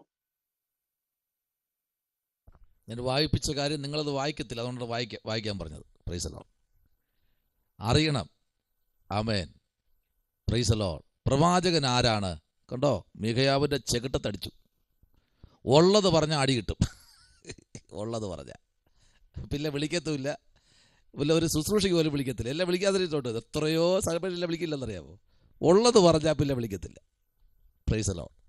കുറവിനെ ഉണർത്തിയാൽ, സ്തോത്രം, കുറവിനെ ഉണർത്തിയാൽ പിന്നെ അവിടെ ശുശ്രൂഷ കുറയും. പിന്നെ ഒരു കാര്യം, ശുശ്രൂഷ കുറച്ചാൽ ആയുസ് കിട്ടും കേട്ടോ. സൗന്ദര്യം കുറയത്തില്ല, ആരോഗ്യം കുറയത്തില്ല, ആയുസ് കിട്ടും. ആമേൻ. പറയുന്നത് കാരാഗ്രഹത്തിൽ പോയാലും നോക്കിക്കേ, ഇവിടെ 16-ാം വാക്യം പറഞ്ഞു, രാജാവ് പറയുക, നീ സത്യമായിട്ടുള്ളതേ പറയാവൂ, നീ ഭോഷ്ക് പറയരുത്, എന്നെ സൂചിപ്പിക്കാനുള്ള ഒരു വാക്കും നീ പറയരുത് മീഖാവേ എന്ന് പറഞ്ഞ ശേഷം അവൻ പറയുക, ഇടയിലില്ലാത്ത ആടുകളെപ്പോലെ പർവ്വതങ്ങൾ എന്ത് ചെയ്യും? ചിതറിപ്പോവും, ഓടി നടക്കും. ആമേൻ. ഹല്ലേലൂയ്യ. എന്നാൽ മീഖയാവിന് മുമ്പേ ഉള്ള പ്രവാചകന്മാരുടെ വായിൽ മൊത്തം കൊടുത്ത ഭോഷ്കിന്റെ പ്രവചനമാണ്. സ്തോത്രം. ഭോഷ്കിന്റെ. ആമേൻ. സൗകര്യം കിട്ടുന്നത് പോലെ ഉള്ള പ്രവചനം അല്ല ദൈവത്തിൻ്റെ ആത്മാവ് തരുന്നേ. സ്തോത്രം. ദൈവാത്മാവ് തരുന്ന പ്രവചനങ്ങൾ കുടുംബങ്ങളെ തമ്മിൽ ഉടയ്ക്കുന്നതല്ല, വ്യക്തികളെ തമ്മിൽ അകറ്റുന്നതല്ല, സഭ പൊളിക്കുന്നതല്ല, സഭ പിളർക്കുന്നതല്ല. ദൈവാത്മാവ് തരുന്നത് സ്നേഹത്തിൻ്റെ ആത്മാവാണ്. അത് ചേർത്ത് പണിയുന്ന, തുന്നിക്കെട്ടുന്നതല്ല, പിന്നെയോ ചേർത്ത് പണിയുന്ന ആത്മാവാണ് എന്നുള്ള കാര്യം മറന്നു പോകരുത്. നിങ്ങൾ ഈ ഈ കോളേജിൽ പഠിച്ചു നിങ്ങൾ ഇറങ്ങും മുമ്പ്, ആമേൻ, സ്തോത്രം, നിങ്ങൾ അഭിഷിക്തന്മാരാകണം. Praise the Lord. ആമേൻ. നിങ്ങളുടെ മേൽ ദൈവം പരമേൽപ്പിച്ചിരിക്കുന്ന ശുശ്രൂഷകൾ പുറത്തു വരണം. ഹല്ലേലൂയ. ആമേൻ. 3 ഗ്രാജുവേഷൻ കഴിയുമ്പോൾ ദൈവത്തിൻ്റെ ആത്മാവ് നിങ്ങൾക്ക് വേണ്ടി വലിയ അത്ഭുതങ്ങൾ. അതിനകത്ത് പിന്നെയുണ്ട്, ഇതിനകത്ത് കുറേ ദൈവാത്മാവില്ലാത്തവർ വരും. ഹലോ, അവർ പറയും, കഴിഞ്ഞ ദിവസം ഒരു വാർത്ത കേട്ടതുപോലെ, മീനും മരിച്ചിനെയും വെച്ച് വീട്ടിനകത്തിരിക്കേണ്ട നിങ്ങളെന്തിനാ വചനം പഠിക്കണമെന്ന് കേട്ട പോലെ ആയിപ്പോ. ഇതിനെയൊക്കെ അടുപ്പിക്കരുത്, ഓട്ടിക്കണം. കലവും ചട്ടിയും കഴുകി വീട്ടിനകത്തിരിക്കേണ്ടവർ എന്തിനാ വചനം പഠിക്കുന്നത് എന്ന് ചോദിക്കും. അപ്പോൾ കുടുംബത്തിനോട് നോക്കിയിട്ട് വേണം ചോദിക്കാൻ. അതിന് അത്രയ്ക്കുള്ള വിവരം അദ്ദേഹത്തിനുള്ളൂ. സ്തോത്രം. ആമേൻ. കർത്താവ് സഹോദരിമാരെയും സഹോദരന്മാരെയും ആണിനെയും പെണ്ണിനെയും തുല്യമായി കണ്ട കർത്താവാണ് നമ്മുടെ കർത്താവ്. തുല്യമായി. നിങ്ങൾക്കറിയാമോ, സഹോദരിമാരിൽ ഏറ്റവും ഈ കാലഘട്ടത്തിൽ നിൽക്കുന്ന ഒരു സഹോദരിയുണ്ട്, ജോയ്സ് മേയർ. കണ്ടിട്ടുണ്ടോ? നിങ്ങൾ ഇതുവരെയും കണ്ടിട്ടില്ലെങ്കിൽ നിങ്ങളുടെ യൂട്യൂബ് ചാനലിൽ കയറിയിട്ട് ജോയ്സ് മേയർ എന്ന് അടിക്കണം. ജോയ്സ് മേയർ എന്ന് അടിക്കുമ്പോൾ അവരുടെ ഫുൾ ഡീറ്റെയിൽ വരും, അവരുടെ ശുശ്രൂഷകൾ വരും. ഒരു മീറ്റിങ്ങിനകത്ത് ചെയ്യുന്ന അത്ഭുതങ്ങൾ, കർത്താവ് സഹോദരിമാരിൽ ചെയ്യുന്ന അത്ഭുതങ്ങൾ ഞാൻ ആദ്യമായി കണ്ടത് ജോയ്സ് മേയറില്ല. അറിയാമോ ആർക്കെങ്കിലും ജോയ്സ് മേയറെ? കണ്ടിട്ടുണ്ടോ? ആരെങ്കിലും കണ്ടിട്ടുണ്ട്? കണ്ടിട്ടുണ്ടെങ്കിൽ ഒന്നുകൂടെ കാണണം. എന്നിട്ടിങ്ങനെ ഏതെങ്കിലും കൂട്ടായ്മയിൽ ഇങ്ങനെ വന്നിട്ട് സഹോദരിമാർ വചനം വായിക്കേണ്ടെന്ന് പറയുകയാണെങ്കിൽ, എടായി നിർത്ത്, നീ ഇനി ശുശ്രൂഷത് മതി, പൊക്കോ എന്ന് പറഞ്ഞിട്ട് നിങ്ങളങ്ങ് ഓഫ് ചെയ്ത് ഇറങ്ങി പോകണം. നിങ്ങൾ ആരെ ഒന്നും പറയില്ല. അതൊന്നും ദൈവാത്മാവല്ല. ആമേൻ. വ്യക്തികളെ ചേർത്ത് പണിയുന്നത് ആണ് ദൈവാത്മാവ്. Price the Lord. ഇന്ന് രാത്രി ചിന്തിക്കണം, പരിശുദ്ധാത്മാവ് നമുക്കിരുന്ന സമയങ്ങൾ പരിശുദ്ധാത്മാവിൽ കീഴ്പ്പെട്ട് കർത്താവിൻ്റെ ആലോചനകൾ നമ്മൾ ഏറ്റെടുത്ത്, ആമേൻ, സ്തോത്രം, പ്രൈസ് ദി ലോർഡ്, നമ്മൾ മുമ്പിലോട്ട് പോകുമെങ്കിൽ, നിങ്ങൾക്ക് പകലന്തോളം ജോലിക്ക് ചെയ്ത് വന്നിരിക്കുന്ന നിങ്ങളോട്, ആമേൻ, സ്തോത്രം, ദൈവാത്മാവിൽ പറയട്ടെ ഒരു കാര്യം. ഈ 1 മണിക്കൂർ, ഈ 1.5 മണിക്കൂർ നിങ്ങളുടെ ജീവിതത്തിനകത്ത് ദൈവം ചെയ്യുന്ന അത്ഭുതങ്ങൾ ചെറുതല്ല. Price the Lord. വലിയ അത്ഭുതങ്ങളാണ് നമ്മുടെ ജീവിതത്തിൽ ദൈവം ചെയ്യുന്നത്. ഹല്ലേലൂയ. സംഭവിക്കുന്നത് കഴിഞ്ഞിട്ടില്ല ദൈവാത്മാവ് അറിയിക്കുന്നത്. സംഭവിക്കുന്നതിന് മുമ്പ് ദൈവാത്മാവ് താക്കീത് തരും. നീ വീട്ടിൽ നിന്ന് പുറത്തിറങ്ങുന്നതിന് മുൻപ്, സ്തോത്രം, ആമേൻ, എൻ്റെ സന്നിധിയിൽ ചില മിനിറ്റുകൾ ഇരിക്കണമെന്ന് ദൈവം പറയും. കേട്ടോ? അത് നമ്മൾ, ആമേൻ, കേട്ട് ഒരു ദിവസം ഒരു 5 മിനിറ്റെങ്കിലും ഇരുന്ന് ഒരു അധ്യായം വായിച്ച് ഒരു കുടുംബ പ്രാർത്ഥന. രാവിലെ കഴിയാതെ നിങ്ങൾ ആരും വീട്ടിൽ നിന്ന് വെളിയിറങ്ങരുത്. സ്തോത്രം. എത്ര തിരക്കുണ്ടെങ്കിലും ഈ ദൂതിൽ പ്രകാരം ഒന്നുകൂടെ ഞാൻ ഓർപ്പിക്കുന്നു, എത്ര തിരക്കുണ്ട് നിങ്ങൾക്കൊരു എന്തെങ്കിലും ചെറിയ കേട് സംഭവിച്ചാൽ എനിക്ക് ഭയങ്കര വേദനയാണ് കേട്ടോ. സ്തോത്രം. അതെന്തെന്ന് എനിക്കറിയത്തില്ല. അപ്പം നിങ്ങൾക്കൊന്നും സംഭവിക്കരുതെന്ന് പ്രാർത്ഥിക്കുന്ന ആളാണ് ഞാൻ. അപ്പോൾ ഈ ദിവസങ്ങളിൽ നിങ്ങളങ്ങനെ എത്രത്തോളം പ്രാർത്ഥിക്കാൻ പറ്റുമോ അത്രത്തോളം നിങ്ങൾ പ്രാർത്ഥിച്ച് മുമ്പിലോട്ട് വരണം. ആമേൻ, ആമേൻ, സ്തോത്രം. അടുത്ത് നമുക്ക് എഴുതാമോ? കൂടാതെ പ്രധാനമായും അടുത്തൊരു വ്യക്തിയുണ്ട് കേട്ടോ. കൂടാതെ പ്രധാനമായും ഏലിയാവിനെ അറിയാത്തവരാരുമില്ല. എല്ലാവർക്കും ഏലിയാവിനെ അറിയാം. താൻ പ്രത്യക്ഷമാകുന്നത് തന്നെ, എഴുതിക്കോളൂ, ആമേൻ. ഇവിടെ നമ്മൾ എഴുതിയത് കൂടാതെ പ്രധാനമായും ഏലിയാവ്. അധ്യായങ്ങൾ 17-ാം അധ്യായം മുതൽ 19-ാമത്തെ അധ്യായം വരെ.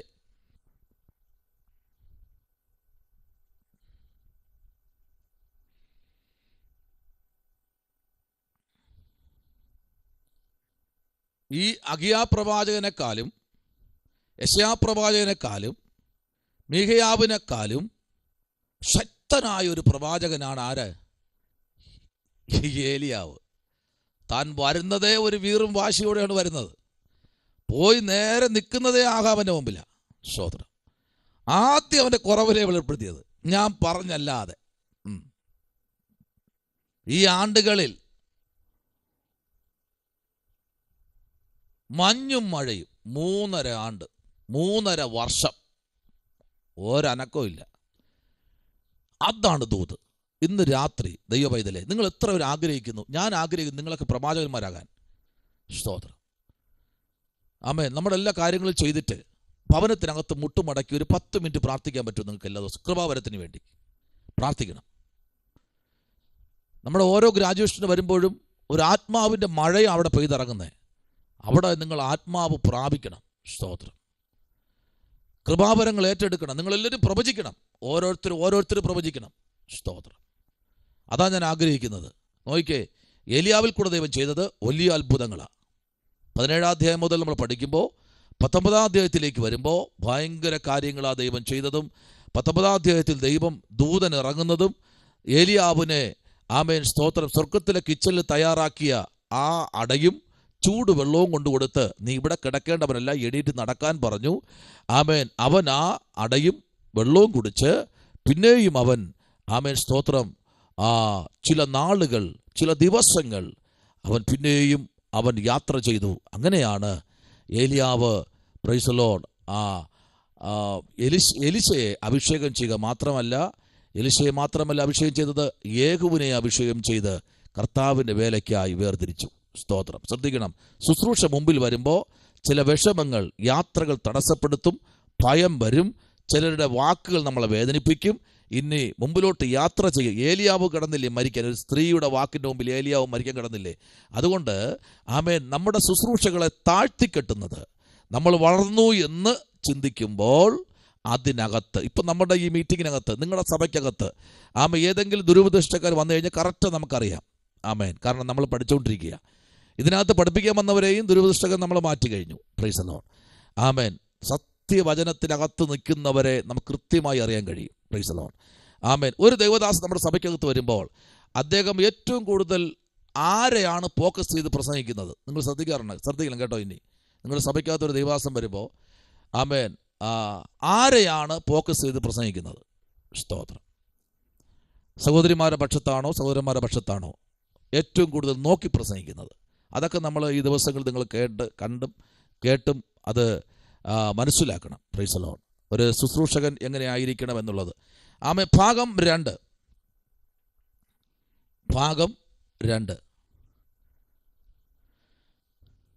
രാജാക്കന്മാരുടെ ചരിത്രത്തിലെ പ്രവചനങ്ങളും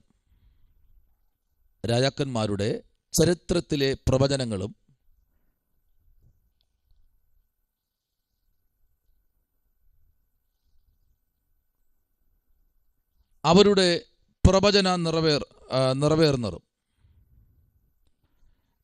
പ്രവചനം നിറവേറുന്നതും ഈ പുസ്തകത്തിൽ ഊന്നിപ്പറയുന്നു.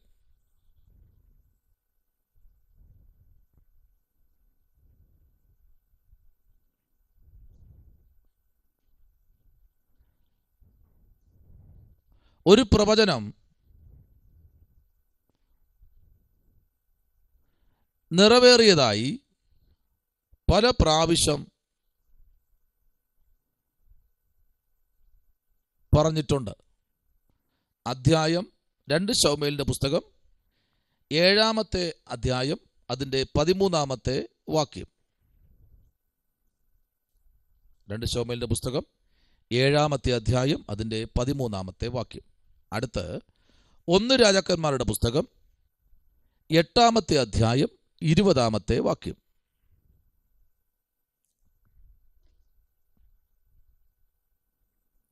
അടുത്ത് 11-ാമത്തെ അധ്യായം അതിൻ്റെ 29 മുതൽ 39 വരെയുള്ള വാക്യം. 1 രാജയാണ്.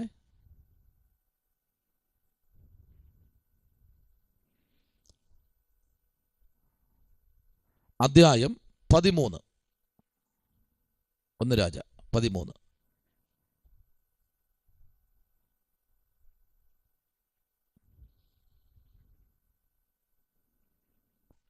രണ്ട് രാജാക്കന്മാർ 23-ന്റെ 16 മുതൽ 18 വരെ.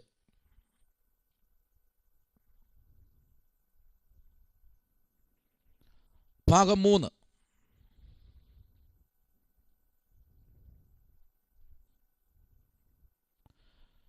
ബൈബിളിൽ അനേക സ്ഥലങ്ങളിൽ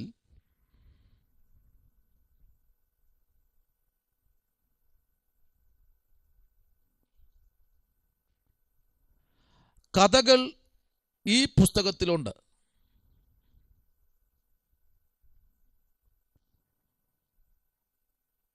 ശലോമോന്റെ ജ്ഞാനം അധ്യായം 3 മുതൽ 4 വരെയുള്ള അധ്യായങ്ങൾ. 1 രാജാക്കന്മാരുടെ പുസ്തകം 3 മുതൽ 4 വരെയുള്ള അധ്യായങ്ങൾ. ദൈവത്തിൻ്റെ പ്രതിഷ്ഠ അധ്യായം 8.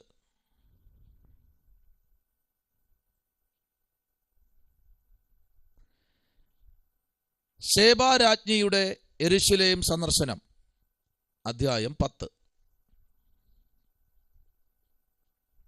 ശേബാ രാജ്ഞിയുടെ യെരൂശലേം സന്ദർശനം അധ്യായം 10.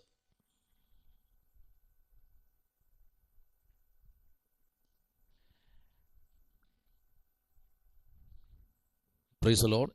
ഏലിയാവിന്റെ ശുശ്രൂഷ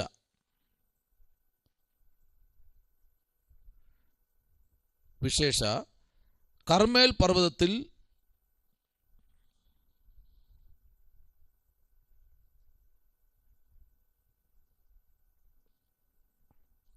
പർവ്വതത്തിൽ ബാലിന്റെ പ്രവാചകന്മാരോട് അവൻ നടത്തിയ പോരാട്ടം. ബാലിന്റെ പ്രവാചകന്മാരോട് അവൻ നടത്തിയ പോരാട്ടം അധ്യായം 18.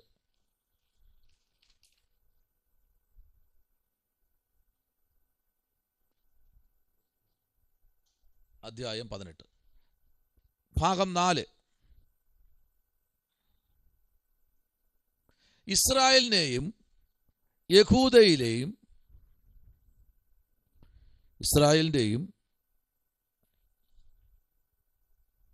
യഹൂദയിലും രാജാക്കന്മാരെക്കുറിച്ച്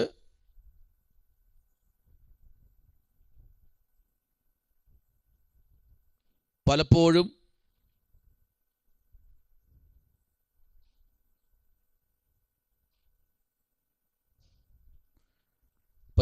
എങ്കിലും ഒരു രാജാവിൻ്റെ ഭരണകാലത്തെ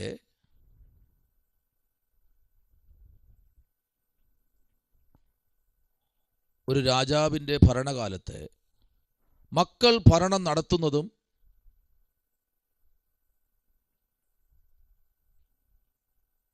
പിതാക്കന്മാരുടെ ഭരണകാലത്ത്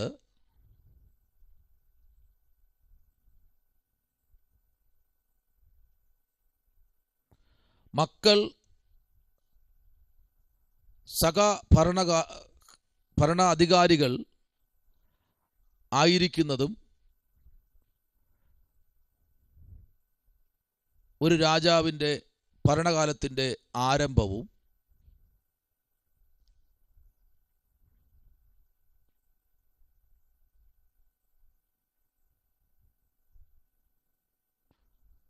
കണ്ട് പഠിക്കുവാനുള്ള വിവിധ മാർഗങ്ങളും മനസ്സിലാക്കി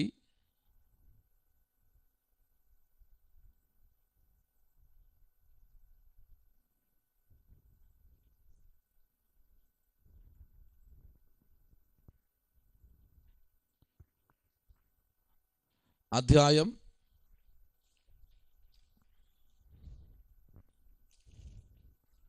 22 അധ്യായം അതിൻ്റെ 24 മുതൽ 34 വരെയുള്ള വേദാംശങ്ങൾ.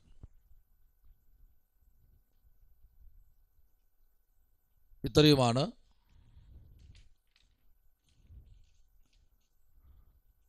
ഈ പുസ്തകത്തിലെ സവിശേഷതകൾ.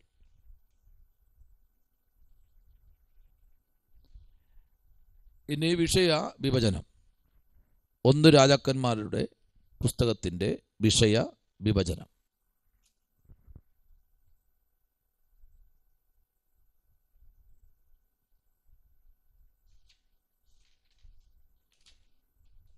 ഒന്ന്, ശലോമോന്റെ ഭരണകാലം.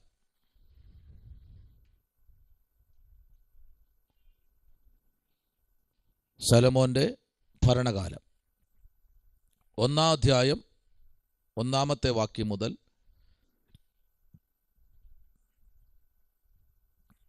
11-ാം അധ്യായം 43-ാമത്തെ വാക്യം.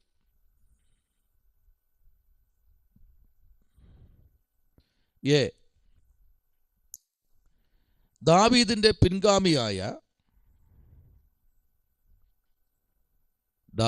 പിൻഗാമിയായി ശലോമോൻ രാജാവാകുന്നു.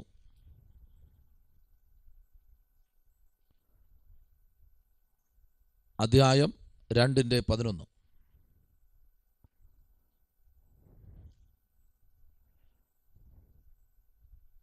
ഒന്നിൻ്റെ 10 മുതലുള്ള വാക്യങ്ങൾ. ബി,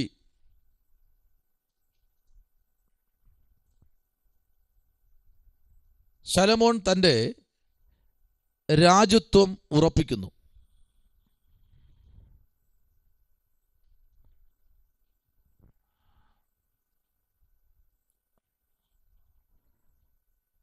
അധ്യായം 2 അതിൻ്റെ 12 മുതൽ 46 വരെ.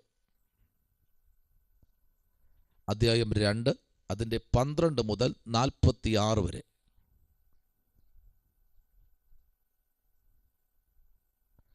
സി, ശലോമോന്റെ ജ്ഞാനവും രാജഭരണവും.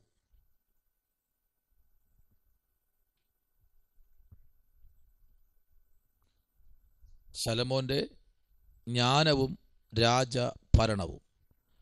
3-ാമത്തെ അധ്യായത്തിൻ്റെ 1-ാമത്തെ വാക്യം മുതൽ തീർത്തുള്ള വാക്യങ്ങളും 4-ാം അധ്യായം 34.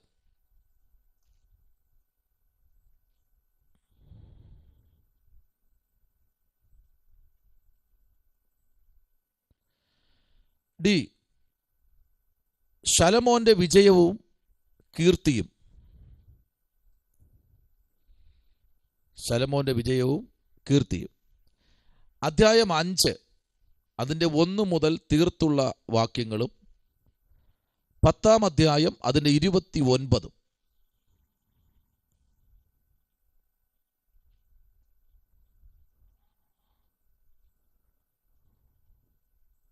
ഒന്ന്,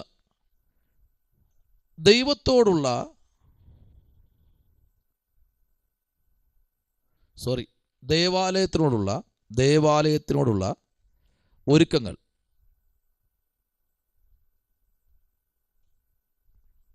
അഞ്ചാം അധ്യായം അതിൻ്റെ 1 മുതൽ 18 വരെ.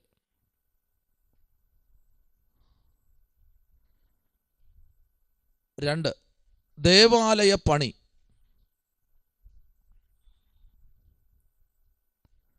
6-ാം അധ്യായം അതിൻ്റെ 11 മുതൽ 38 വരെ.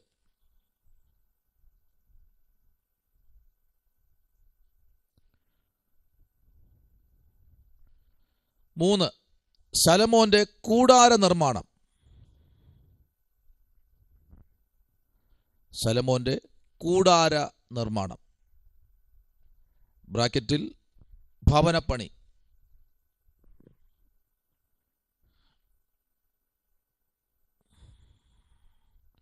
7-ാം അധ്യായം 1 മുതൽ 12 വരെ.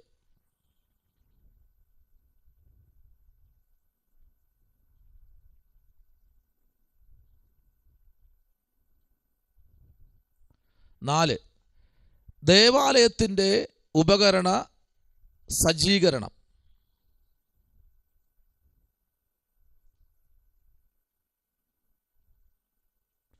7-ാം അധ്യായം 13 മുതൽ 51 വരെ.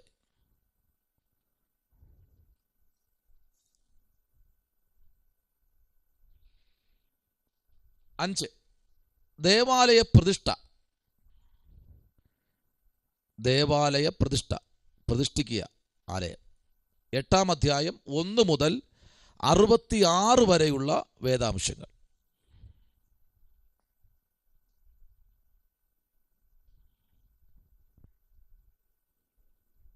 6,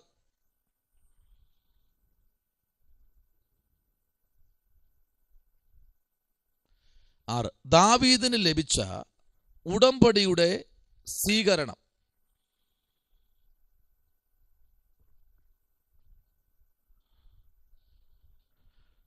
9-ാമത്തെ അധ്യായം 1-ാമത്തെ വാക്യം മുതൽ 9-ാമത്തെ വാക്യം വരെ.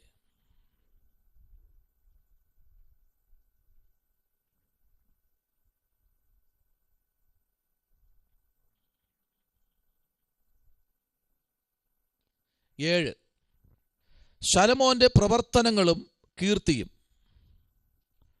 ശലോമോന്റെ പ്രവർത്തനങ്ങളും കീർത്തിയും. 9-ാമത്തെ അധ്യായം 10-ാമത്തെ വാക്യം മുതൽ തീർത്തുള്ള വാക്യങ്ങൾ. 10-ാം അധ്യായം 29-ാമത്തെ വാക്യം.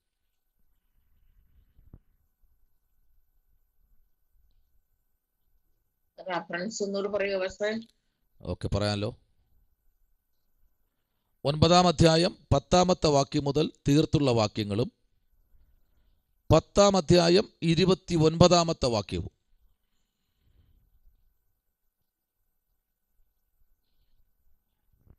ഡി കഴിഞ്ഞ് ഈ ശലോമോന്റെ വീഴ്ചയും മരണവും.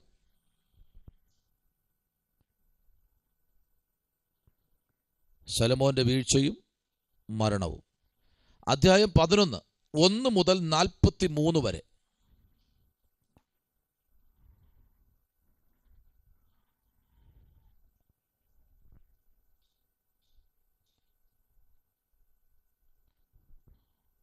1 മുതൽ 43 വരെ. 1,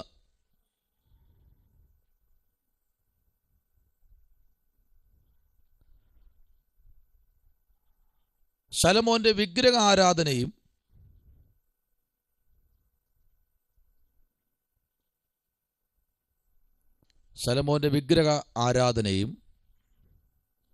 അധ്യായം 11 മുതൽ 11-ാം അധ്യായം 1 മുതൽ 8 വരെ.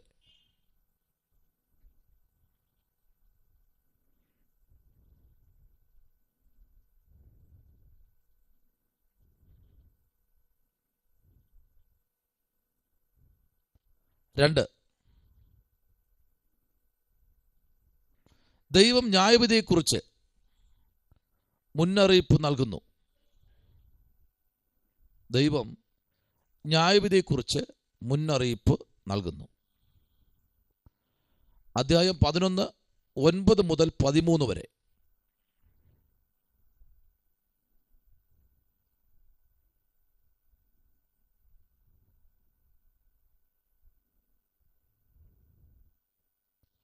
3,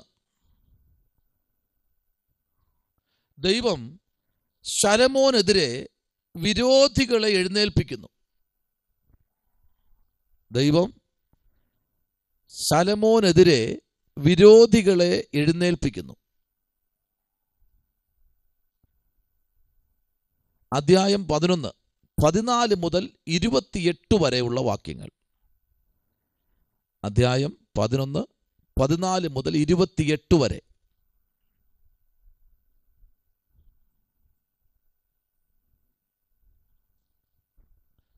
4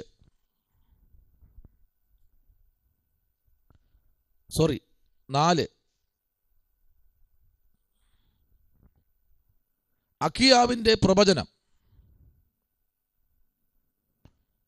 11:29 മുതൽ 40 വരെ.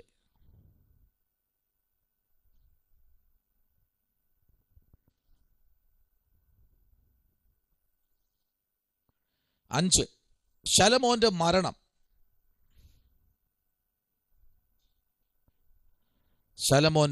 മരണം. അധ്യായം 11 അതിൻ്റെ 41 മുതൽ 43 വരെയുള്ള വാക്യങ്ങൾ.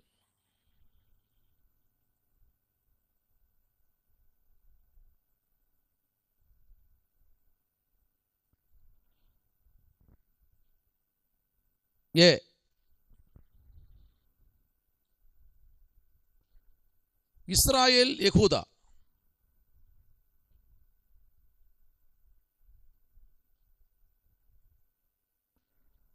ബ്രാക്കറ്റിൽ രാജവിഭജനം. ഇസ്രായേൽ യഹൂദ ബ്രാക്കറ്റിൽ രാജവിഭജനം. 12-ാം അധ്യായം 1 മുതൽ 24 വരെ.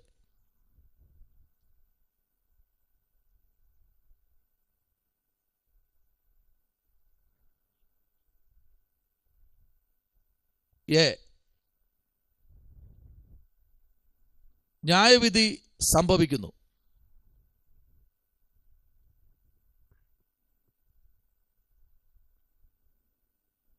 12-ാം അധ്യായം 1 മുതൽ 24 വരെ.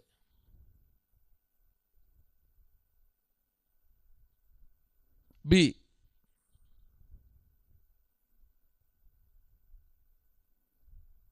ഇസ്രായേൽ.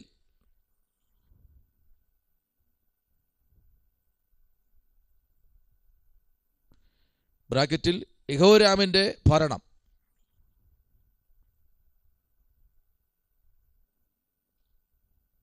അധ്യായം 12 25 മുതൽ തീർത്തുള്ള വാക്യങ്ങളും 14-ാം അധ്യായത്തിന്റെ 20-ാമത്തെ വാക്യവും.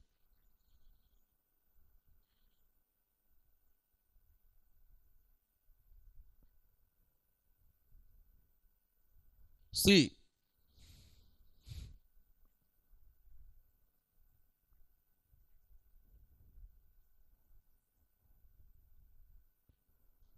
യഹൂദ. ബ്രാക്കറ്റിൽ ഭരണം. 15-ാം അധ്യായം 1 മുതൽ 8 വരെ.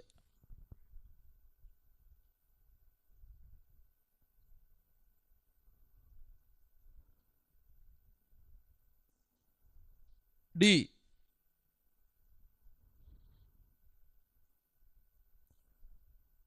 അഭിയാമിന്റെ ഭരണം. ബ്രാക്കറ്റിൽ യഹൂദ.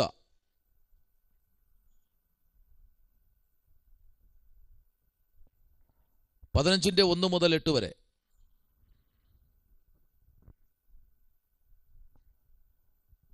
ഈ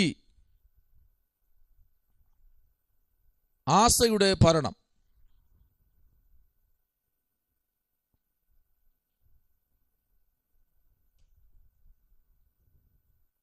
ബ്രാക്കറ്റിൽ യഹൂദ.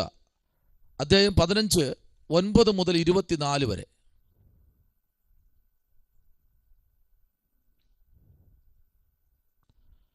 എഫ്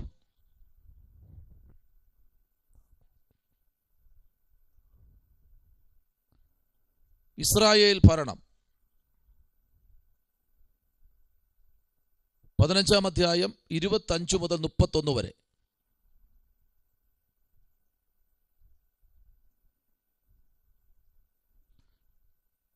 ജി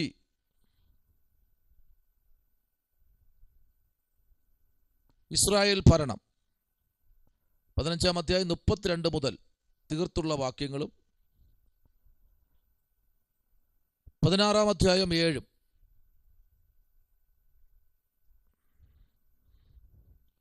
എച്ച്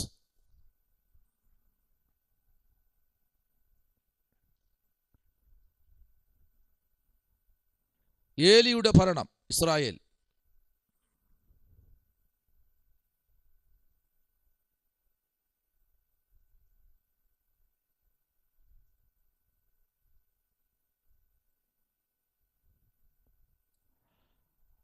അധ്യായം 16 അതിൻ്റെ 8 മുതൽ 14 വരെ.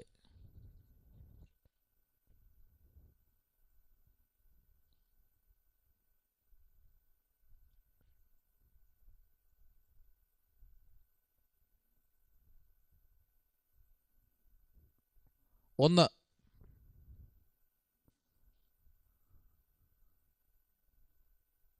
ഭരണാരംഭം.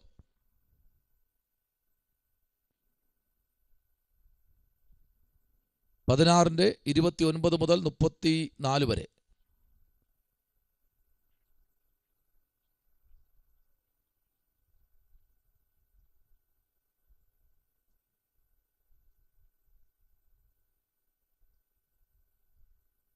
രണ്ട്,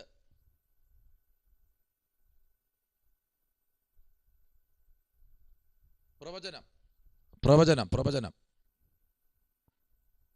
17-ാം അധ്യായം 1-ാമത്തെ വാക്യം മുതൽ തീർത്തുള്ള വാക്യങ്ങളും 19-ാം അധ്യായം അതിൻ്റെ 21-ാമത്തെ വാക്യവും.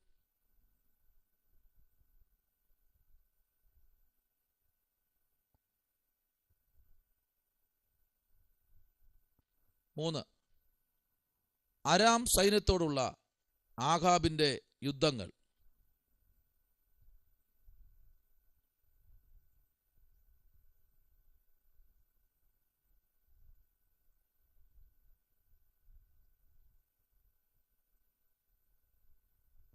അധ്യായം 20 അതിൻ്റെ 1 മുതൽ 43 വരെ.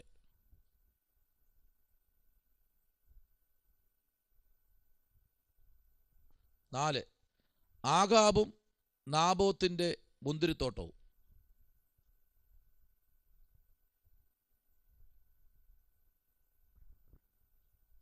21-ാം അധ്യായം അതിൻ്റെ 1 മുതൽ 29 വരെ.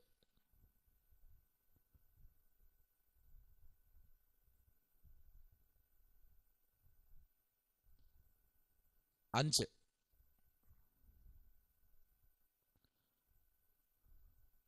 ആഹാബിന്റെ യുദ്ധം.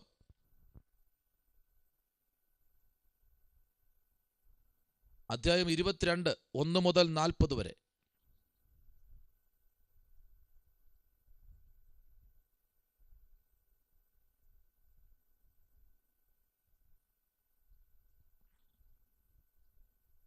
6, യഹോശാഫാത്തിന്റെ ഭരണം, യഹൂദ.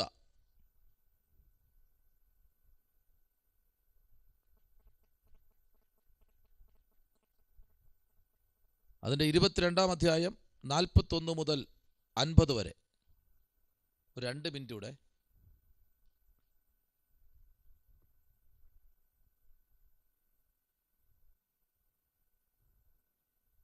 7, അഗസ്യാവിന്റെ ഭരണം, ഇസ്രായേൽ. 22-ാം അധ്യായം 51 മുതൽ 53 വരെ.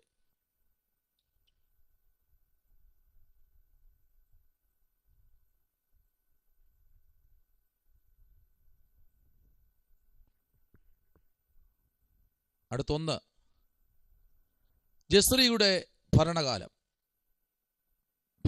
ജസ്രിയുടെ ഭരണം.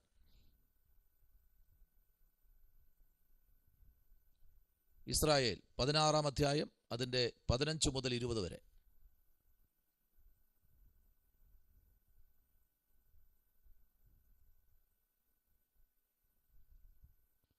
2, ഉമ്രിയുടെ ഭരണം,